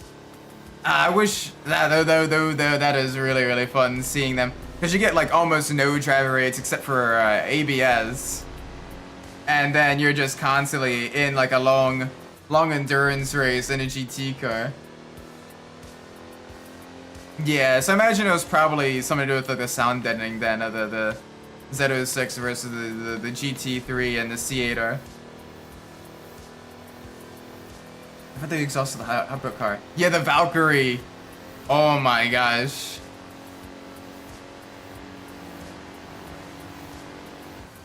It sounded so good, the Valkyrie. I saw some videos of it testing at Sebring, I think it was. And oh my gosh, so good. So good. I am genuinely excited for Watkins. I'm gonna be there this year. Being able to see the Aston Martin, like, yes, very nice. I'm not sure what changed. They may have modified the exhaust for more power at the expense for a bit of sound design. But yeah, it is a little bit sad to see that happen. Alright, Beetle's not powerful enough as Tsukuba. So that's a bit rough. That is very rough. Come on. We'll at least get consistent. We'll at least get consistent upgrades. There we go. Yeah, it is, but I mean, it's for, you know, it is for safety, I guess. Like, the unmuffled version genuinely is, like, very, very loud. Like it gets to like the upper 90s, low hundreds. For a lot of like the tracks and everything. And especially if you're doing like the Impreza races around like Laguna Seca, which already has people complaining about the noise there. And then you're also doing races at Detroit and Long Beach, which are urban street tracks.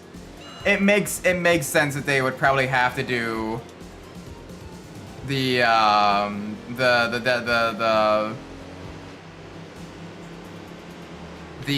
noise, the muffling and everything.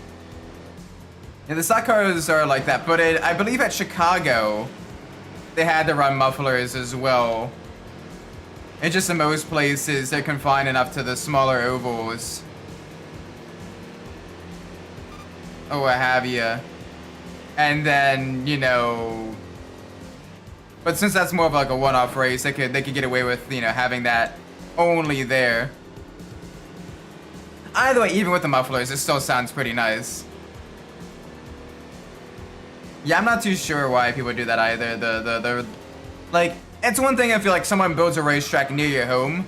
Like, okay, in that aspect, yeah, I get the frustration. I get, you know, like, yeah, like that would make sense. Like, okay, yeah, put some sort of noise ordinance and restriction. Try to work out a deal and everything like that. But for some tracks like Laguna Seca or like Circuit Mont Tremblant in Canada, you have the track that's been there since, you know, like the mid 1900s or earlier, and then like people move in there and then go, oh wait, it's noisy. Yeah, I don't think there's too many noise restrictions for the Nürburgring. Brands Hatch is an interesting one because Brands, it started out more as like farmland and everything, but it was like the indie circuit. Oh, there are sound limits. Okay, that makes sense then. But like Brands Hatch started out as like it started out as a dirt track first, and then it became the indie circuit, and then it extended to be the Grand Prix circuit later on. But also during a time period, more and more homes were kind of built closer to the track as well. So it's one of those things where the community moved closer to the track, but the track also extended itself closer to the community. So it's one of those things. It's one of those things where like now what I can kind of get as well. Stanford also has the same issue because the track existed since 1949. But yeah, like 80% of the economy, imagine, is like the track, and then imagine like the tourism, you know, being a beach town as well. Stanford's such a great track though. I genuinely, but it's not my favorite to drive in a GT3 car. It is a genuine blast to drive in a lot of the lower powered, lower downforce cars, like your GT4s, your M2s and everything. The tight technical nature of it, the elevation change. Like, and the fact that the surrounding area is genuinely beautiful. Like, it is a gorgeous track. If I ever make a trip to Europe, I definitely want to see, like, if there's like a TCR race at Zandvoort, I want to make sure I catch that. Nürburgring has 130 decibel sound limit. Oh yeah, that is more than generous. Like, holy moly. Yeah, but I gotta make sure I fill out like all the proper paperwork as well, being a government contractor and everything. I gotta make sure I you know, I basically go, alright, where are you going? Why are you leaving the country? What are you doing there? Who are you gonna meet? What aliases do they have? Where do they work? How long you staying? What hotel you staying? Like, it is genuinely, like, the paperwork for leaving the country as a government employee, especially one with my level of clearance, I should say. is it is very, very, very in depth, to put it politely. Laguna Seca is around 105. I know Mont Tremblant is 92, which is ridiculously low. Yeah, definitely. I'd love to see the surrounding area. Get some local food and everything. I like all that stuff. That'd be super cool.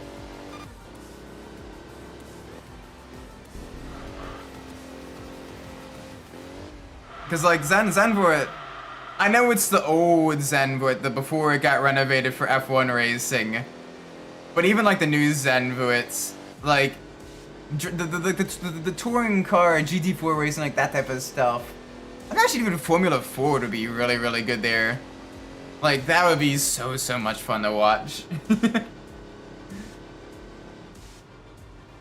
Like, Watkins Glen has no sound limit. Yeah, Watkins Glen makes some great racing as well. I've been to a couple of different types of events there.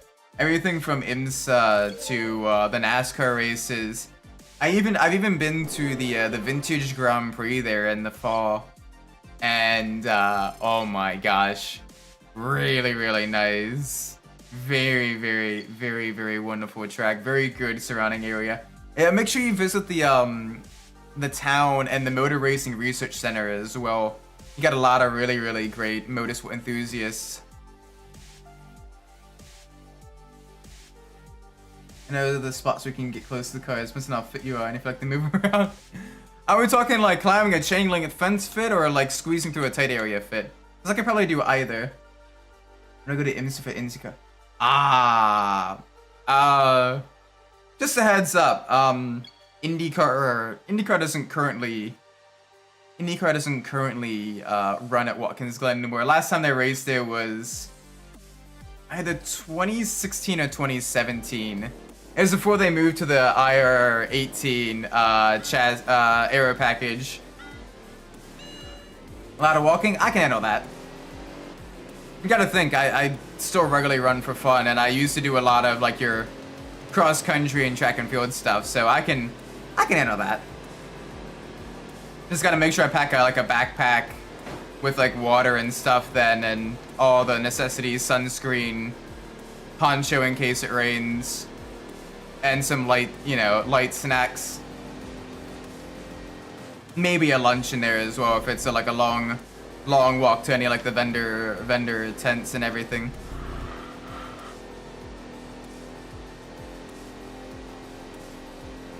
Unfortunately, there isn't too many IndyCar races on the East Coast. Outside of I'm blanking on the street circuit name, St. Petersburg, or way up in Canada with Toronto. Most of the IndyCar races are West Coast or in the Midwest, with things like Road America, Milwaukee Mile, Worldwide Technologies, Raceway Park. Yeah, the Acura is probably the closest thing to an IndyCar that's run on Watkins Glen recently, with the V6 twin turbo. That being said, I have on quite a few occasions pestered and sent emails for IndyCar to head back to Watkins Glen, because I have been to one of the IndyCar races and oh my gosh, the racing is so good. Like, please, IndyCar, come back to the East Coast. Do a race at Watkins Glen. Do a race at Richmond. Or, like, Charlotte, please. Like, come on. It'd be great. Do it. You cowards. The closest race to me is freaking Mid-Ohio. Remember Zenwood has no shades to bring a cap. Yeah. It's basically a circuit on the beach. It's like Daytona, but much more technical and lower speed. Yeah, Watkins is about a 5-hour drive for me. So, one of the closer tracks to watch races at a national and international level at. In terms of like more regional club level motorsports, those tracks would be Summit Point Motorsports Park, in West Virginia, and Jersey Motorsports Park in well, New Jersey. Yeah, they keep saying that they're getting a new chassis, new OEM, new engine, but I don't know. I'll believe it when I see it. Not that the racing's bad now, but the chassis especially is showing its age for sure. It is definitely showing its age. Like, yeah, they've done a lot of like the bolt doing upgrades to it. The new aero, the you know, the aero screen as well for the safety and all that stuff, but yeah, that needs to be, they need to update sooner rather than later. Got 4 grade 1 trucks and Furious. Yes. You got Zandvoort, Spa, Nürburgring. Those are 3 grade 1s. And then you got Hockenheim as well. That's another grade 1. How far away is Red Bull Ring and Hungaroring to you? I'm trying to get my geography set. Yeah. They made the update in 2018 with the Aero for the IR18. But it's still based off of the DW12 original chassis. And it is, I mean, for what it's worth, like, it's still putting up a good fight. And it still produces great racing day in, day out. But, yeah, they need to update sooner rather than later. Holy moly. They need to update. They need to upgrade. There we go. More levels. There we go. More power, baby. Oh gosh. Our ranking is gonna go down soon, I imagine. It's hard to get into the faster races and be competitive in the Beetle. Yeah, 2027. Hopefully they're able to actually get it, get something functional and everything.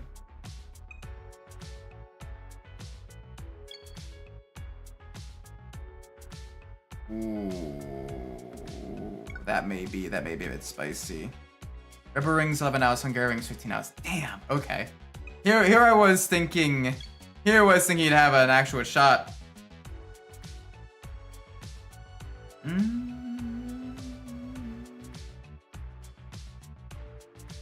We may have a chance here. I'm going for it. Let's try it.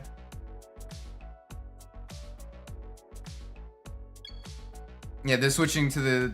Hopefully, if they do go with the new chassis, it does produce good racing still and everything.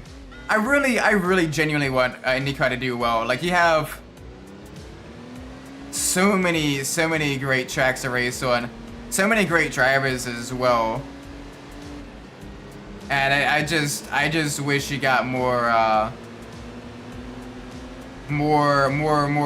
racing on the East Coast so I can actually support it more than just watching on the TV. Because the closest IndyCar track is Mid-Ohio, which is, you know, what, 7 hours away from me? 7 or 8 hours away from me.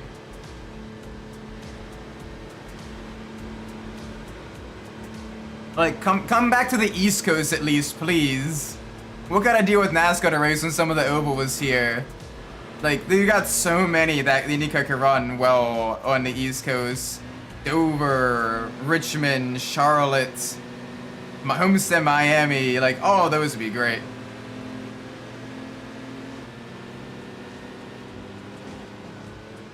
Yeah. Get the cars. Maybe a little bit less downforce, but maybe you can tune up the engines a bit more.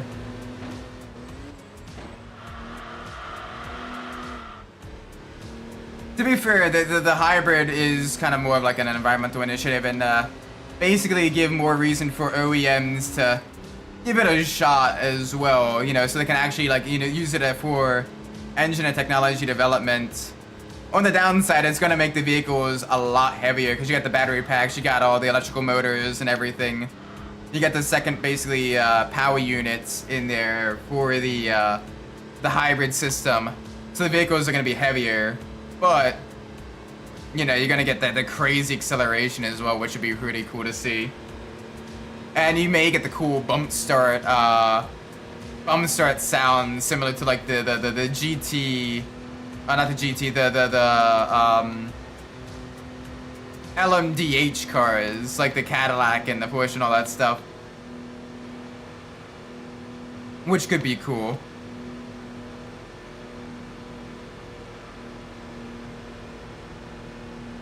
Oh, come on. We're giving the DeLorean a run for its money. 2 rear-engine cars on the Japanese highway track. We got a Suzuki Cappuccino ahead as well. Little Japanese K car producing 60 horsepower.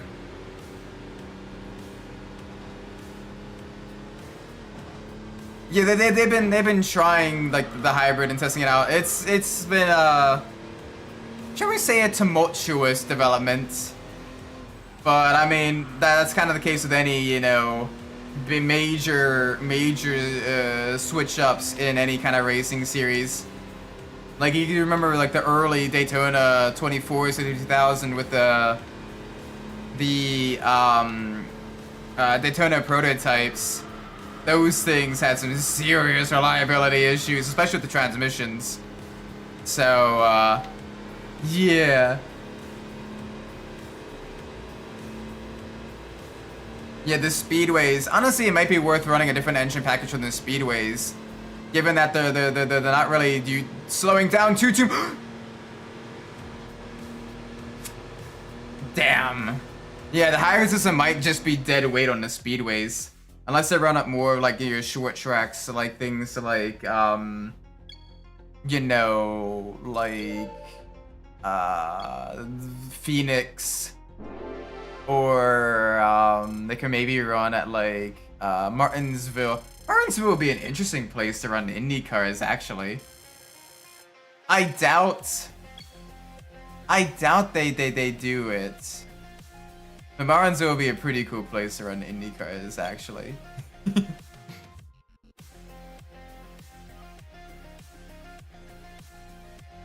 Yeah, the vibration and everything caused some issues here and there. But they mostly got a lot of the bugs worked out now. I think the reliability is pretty solid.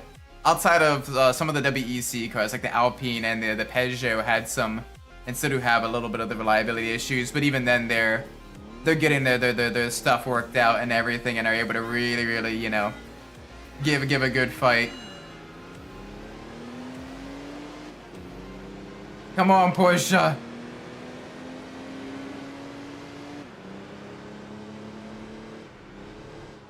Also, why is Porsche going to go with the cross-plane crank engine? So with that, it's just a difference in design. If memory serves me correctly. Yeah. Oh, yeah. Basically, one has like less vibration, it's better for the higher RPMs. One's got more torque and better for like the lower RPMs. I forget which is which. But yeah, it's, you know, you design for what, if the vibration is an issue, design for what will produce the least amount of vibrations, so you can have that smooth reliability. And then you can adjust the gear ratios for the other stuff. Yeah, the Alpine engines, the Mechachrome GP2 engines, or GP2 base engines anyway. Mechachrome. LMDH chassis. Oh. The LMDH chassis are mostly. I thought they were built on like an updated chassis, specifically for like LMDH. Like it's not like the DPIs that are using like a modified LMP2 chassis. I thought they were like specially designed specifically to give the option. Yeah, so the next generation LMP2s. So more modern than the DPIs at least, but Okay, yeah, not like, you know, brand new. But updated enough that, you know, you do see improvements in performance, in reliability, in, you know, structural rigidity, in crash protection, all that good stuff. So it's at least the updated LMP2 chassis, so it's not like old closed cockpit LMP2 chassis like the DPIs were. It's, you know, a little bit more modernized, like late 2010s and everything. So you can get some good performance out of them. I mean, the fact that they're competitive with the bespoke chassis of the LMHs in the WEC series races, or at least can be BOP to be of similar performance. Like, they're not that out of their league.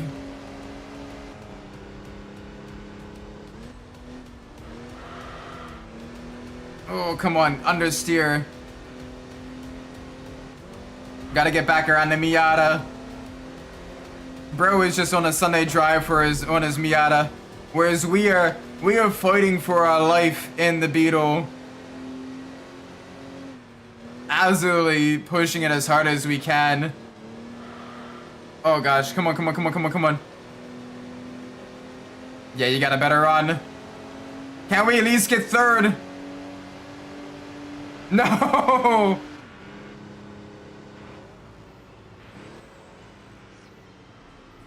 Yeah, there's probably some similarities and everything. Obviously, the updated aero and manufacturer-based engines, but at least it's the updated LMP2s, which is good. So you get some performance upgrades over the DPIs at least, because the DPIs near the early. Holy jeez. The earlier, the DPIs was starting to show their age in the early 2020s for sure. Chat, we may be cooked. Reach for 100 miles.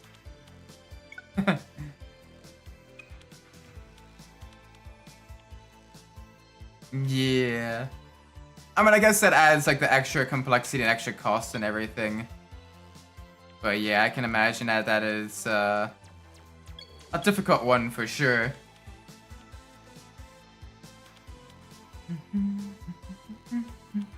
But what it's worth, like the racing itself for the LMDHs are still really good. Like the battles they have and everything, you know, is top-notch stuff. So I wouldn't say it's like a bad package for sure. You'd be hard pressed to call it a bad package. Did they probably cut some corners here and there?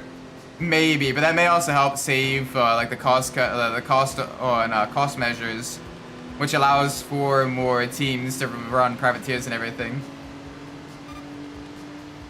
Yeah, LMP1s were absolutely ridiculously speedy, but I mean there's a reason that LMP1 kind of died, and it was the increasing and ballooning costs of running and developing your cars and everything for that. Porsche, Audi dropped, and outside of some of the privateers, it was pretty much a Toyota only show for the longest time.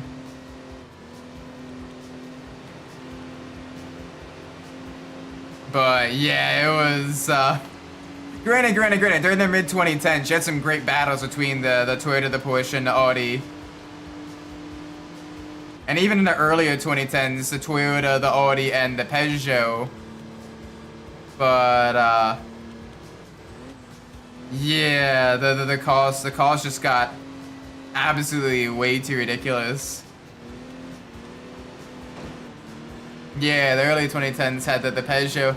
Mid and later 2010s, Peugeot kind of fell out of relevance in the LMP1 scene, but in the early 2010s, yeah, the 908, the diesel 908s, I think it was diesel, was really competitive as well.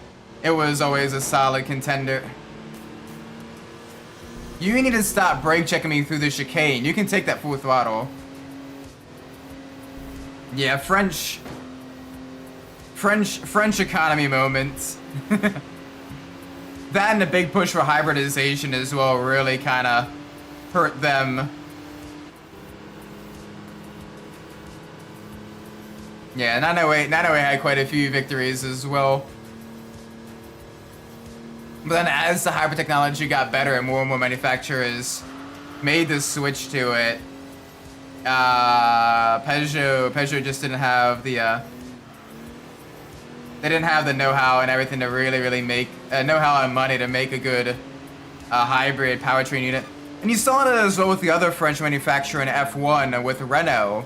Like during the V8 and the V10 era of the 2000s and early 2010s, Renault was very quick. And then the hybrid era came, and the Renault powertrain units were pretty dog water as well. Not nearly as bad as the McLaren Hondas, but definitely rough.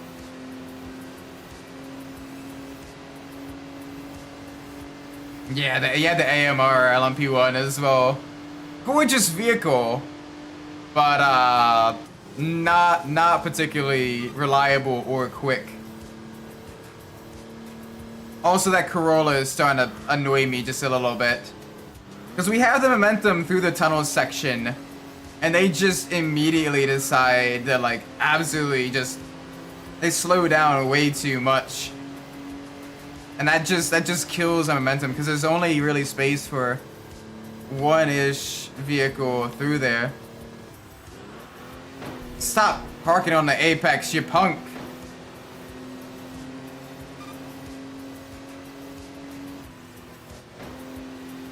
There we go. Finally got around them. Hopefully we still have enough distance to get our upgrades.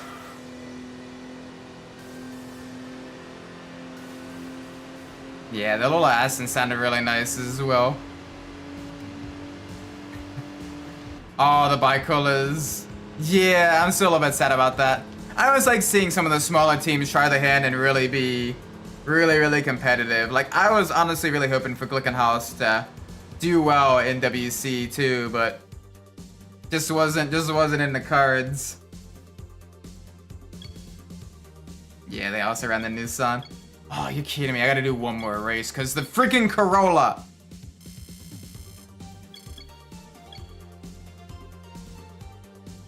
Ah, the Corolla.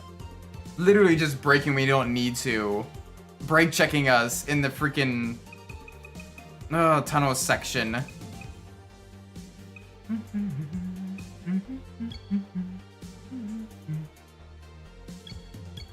Oh, the Rebellion would be so good. The Rebellion's always had some really great liveries as well. Like, I absolutely love the white, black, and red livery of the Rebellion LMP1.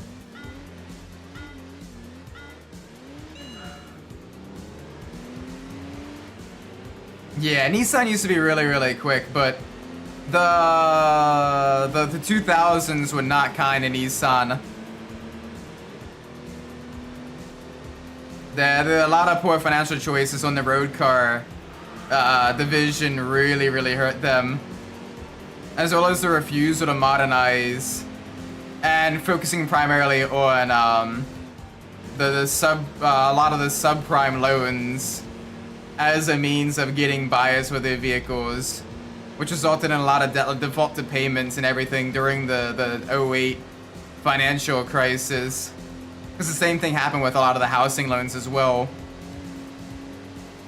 Giving high-risk individuals loans at a very high percentage interest rate, and then hoping that they pay them back is like high-stakes gambling. You're more likely gonna lose than win for sure.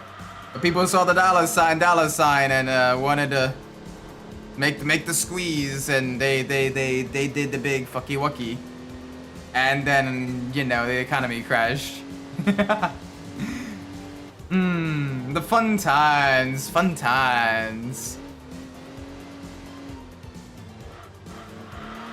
Yeah, like to put it in perspective, all right? The 370Z, all right? It was a fairly new car when it was seen in Need for Speed Hot Pursuit 2010, right? The remaster of Need for Speed Hot Pursuit comes out in I think it was 2020, something like that. And a lot of the vehicles, you're playing through it, you see a lot of those vehicles, they got replaced with more like the next generation or even 2 generations of cars. You know, the Murcielago got replaced with the Huracan, the Gatto got replaced with the Murcielago got replaced with the Aventador, the Gallardo got replaced with the Huracan, the 911 got changed, the Nissan, not the Nissan, the BMW Z.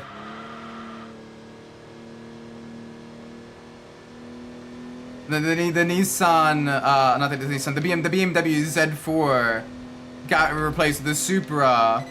The SLS got replaced with the Mercedes AMG GT. You know, multiple new generations of the 911, all that stuff, right? The Boxer got replaced with, I think, the 718. I think it was the change. And yet, when it came out in 2020, the remaster, you know what 2 cars were still in the same generation, albeit with some updates here and there? The R35 GTR and the Z34 Nissan Z. They were like brand new supercar and sports cars when the game first came out. And when the game got remastered 10 years later, they were still in production. Like the Corvette was at the end of the C7, almost entering the C8 generation when the remaster came out. And Nissan's still on the R35. Like, bro, the R35 generation has lasted longer than the R32, the R33, and the R34 generation combined at this point.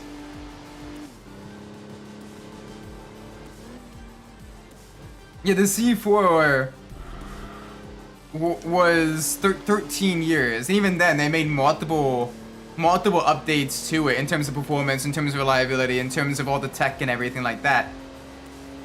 It's ridiculous. It's ridiculous. Like, bruh. They are working on the R36, I think, but like a little bit of too little, too late, you know? Like that's you're like the R36 could have came out in like the late 2010s at the latest. No, I don't want another compact car. I don't want another compact car. I want to change.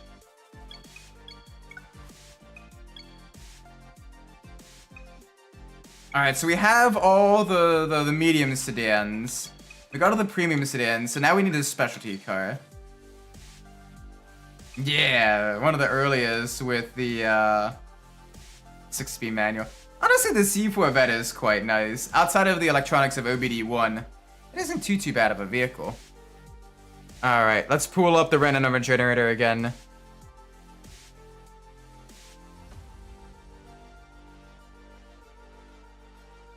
Let's pull it up. Alright, we got 4 cars here to pick.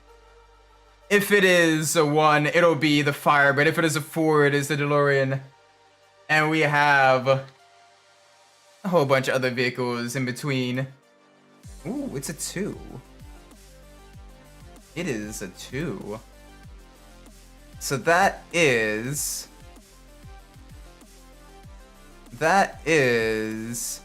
the Mitsubishi the Mitsubishi Galant GTO. Oh, nice. Yeah, and the Kenya orange color as well. Shame no other colors in this, but still nice. Yeah, the 94 I think was a C3. Not C3, C5. Went wrong direction. The C5 vet. Or something like that. They made the switch somewhere on that time period. They made the switch with the Camaro as well. Very, very close. C5 was an 8. Okay. Alright, let's do some adjustments on the setting. Alright. Adjust the toe, adjust some camber. Lock the rear diff just a little bit towards acceleration. The C7's a gorgeous vehicle. I like how they took a lot of the styling cues from the C2 and especially the C3 vets. Like you look at the early C3 vets with their the very tall over fenders and everything. Like it was some good stuff. It was some very, very nice vehicle. Alright, we'll do one race at Tsukuba and then we'll end the stream. Because it is getting late and I gotta get a few things sorted. So let's go. Let's race the Gallant. Yeah, C6 kind of had a little bit of the styling cues of the C5, as well as a bit of the C1 as well, with the glass-covered headlights.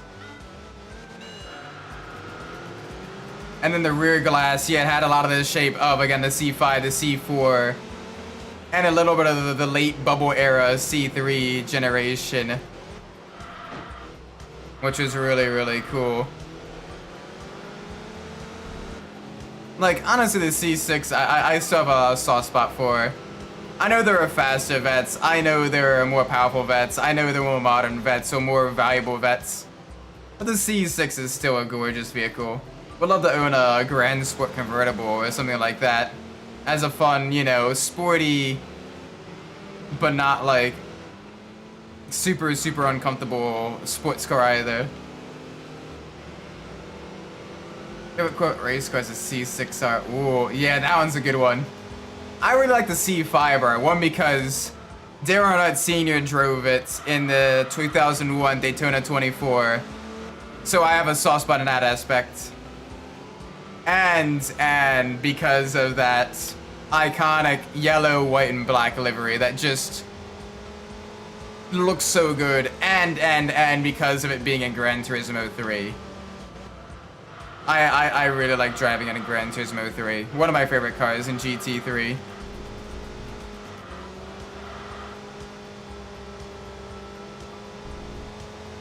But I kind of like a lot of the early 2000s era of GT racing. You had the Panos, you had the Vipers, you had the E46 M3 GTRs, the 996 generation of Porsches, the Ferrari 360s, like some really, really cool stuff. Yeah, the C6R was definitely a lot more successful, a lot better performance-wise and everything. But the C5 just has a soft spot in my heart. I really like the C5R. I know it's purely like nostalgia and memories of everything, of staying up super, super late to watch Daytona 24 with my dad in the old house and everything while it's on TV. The big box CRT TV, watching the cars go around and everything. Having the French toast breakfast in the morning, homemade French toast breakfast. Like that was the good stuff. So I know it's nostalgia talking, but sometimes nostalgia is still, you know, very, very nice. You get the memories and all that stuff.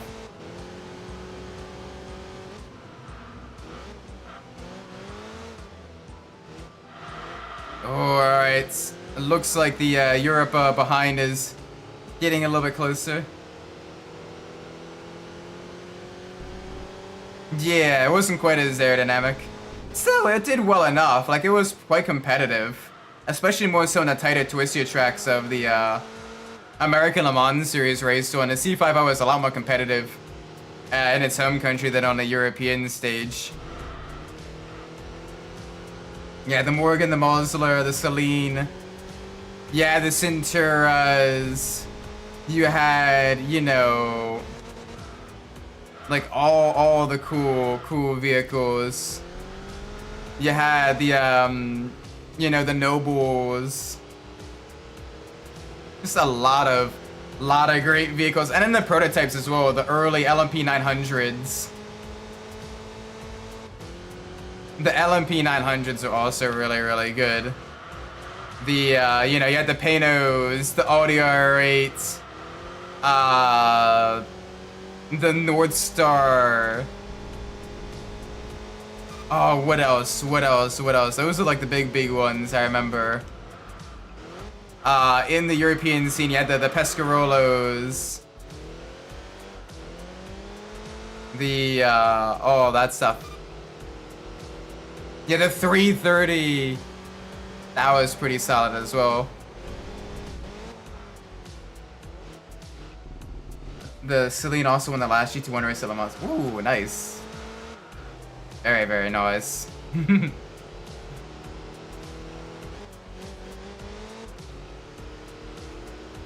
Wait, did it?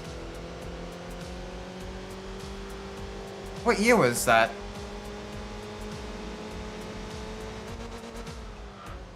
I mean, it makes sense, the long body and improved aero. Like, it was some good stuff. And to be fair, you do have some very solid variety in a lot of your prototype in GT racing today. You just have a little bit less of the like the oddball cars. You don't really have as many of like the deep cut kind of manufacturers and everything. But you still get some very solid variety of, like, you know, the mainline manufacturers with the prototypes. You know, you got Toyota, you got Ferrari, you got Cadillac, you got Acura, you got Lamborghini, you got Alpine, Peugeot. But yeah, it's just different variety, I guess. You have less of the smaller manufacturers and a lot more of like the big manufacturers. But yeah, it's still kind of sad. Yeah, our number is very low. We gotta get some better races. Yeah, I'm looking forward to the Genesis LMDHs.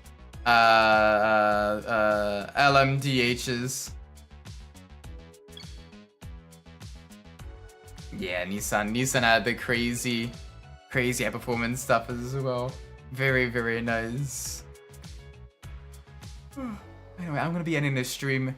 Here. It is getting very late. Thank you all so much for watching. I do appreciate it. If you enjoyed the stream, please make sure you like, subscribe. Let me know if we're doing well in the comments down below. If you didn't like the stream, please let me know if we're doing poorly so I can fix that in the future. With that being said, I'm Isaac Umbras. With that being said, and I'm Isaac Umbras. A little bit of the English. Like I said, I'm very tired. I'm Isaac Umbras. And wherever you're in the world, doesn't matter it is for you. May be a great time. And I'll see y'all in the next stream. Take care, everybody. Bye-bye.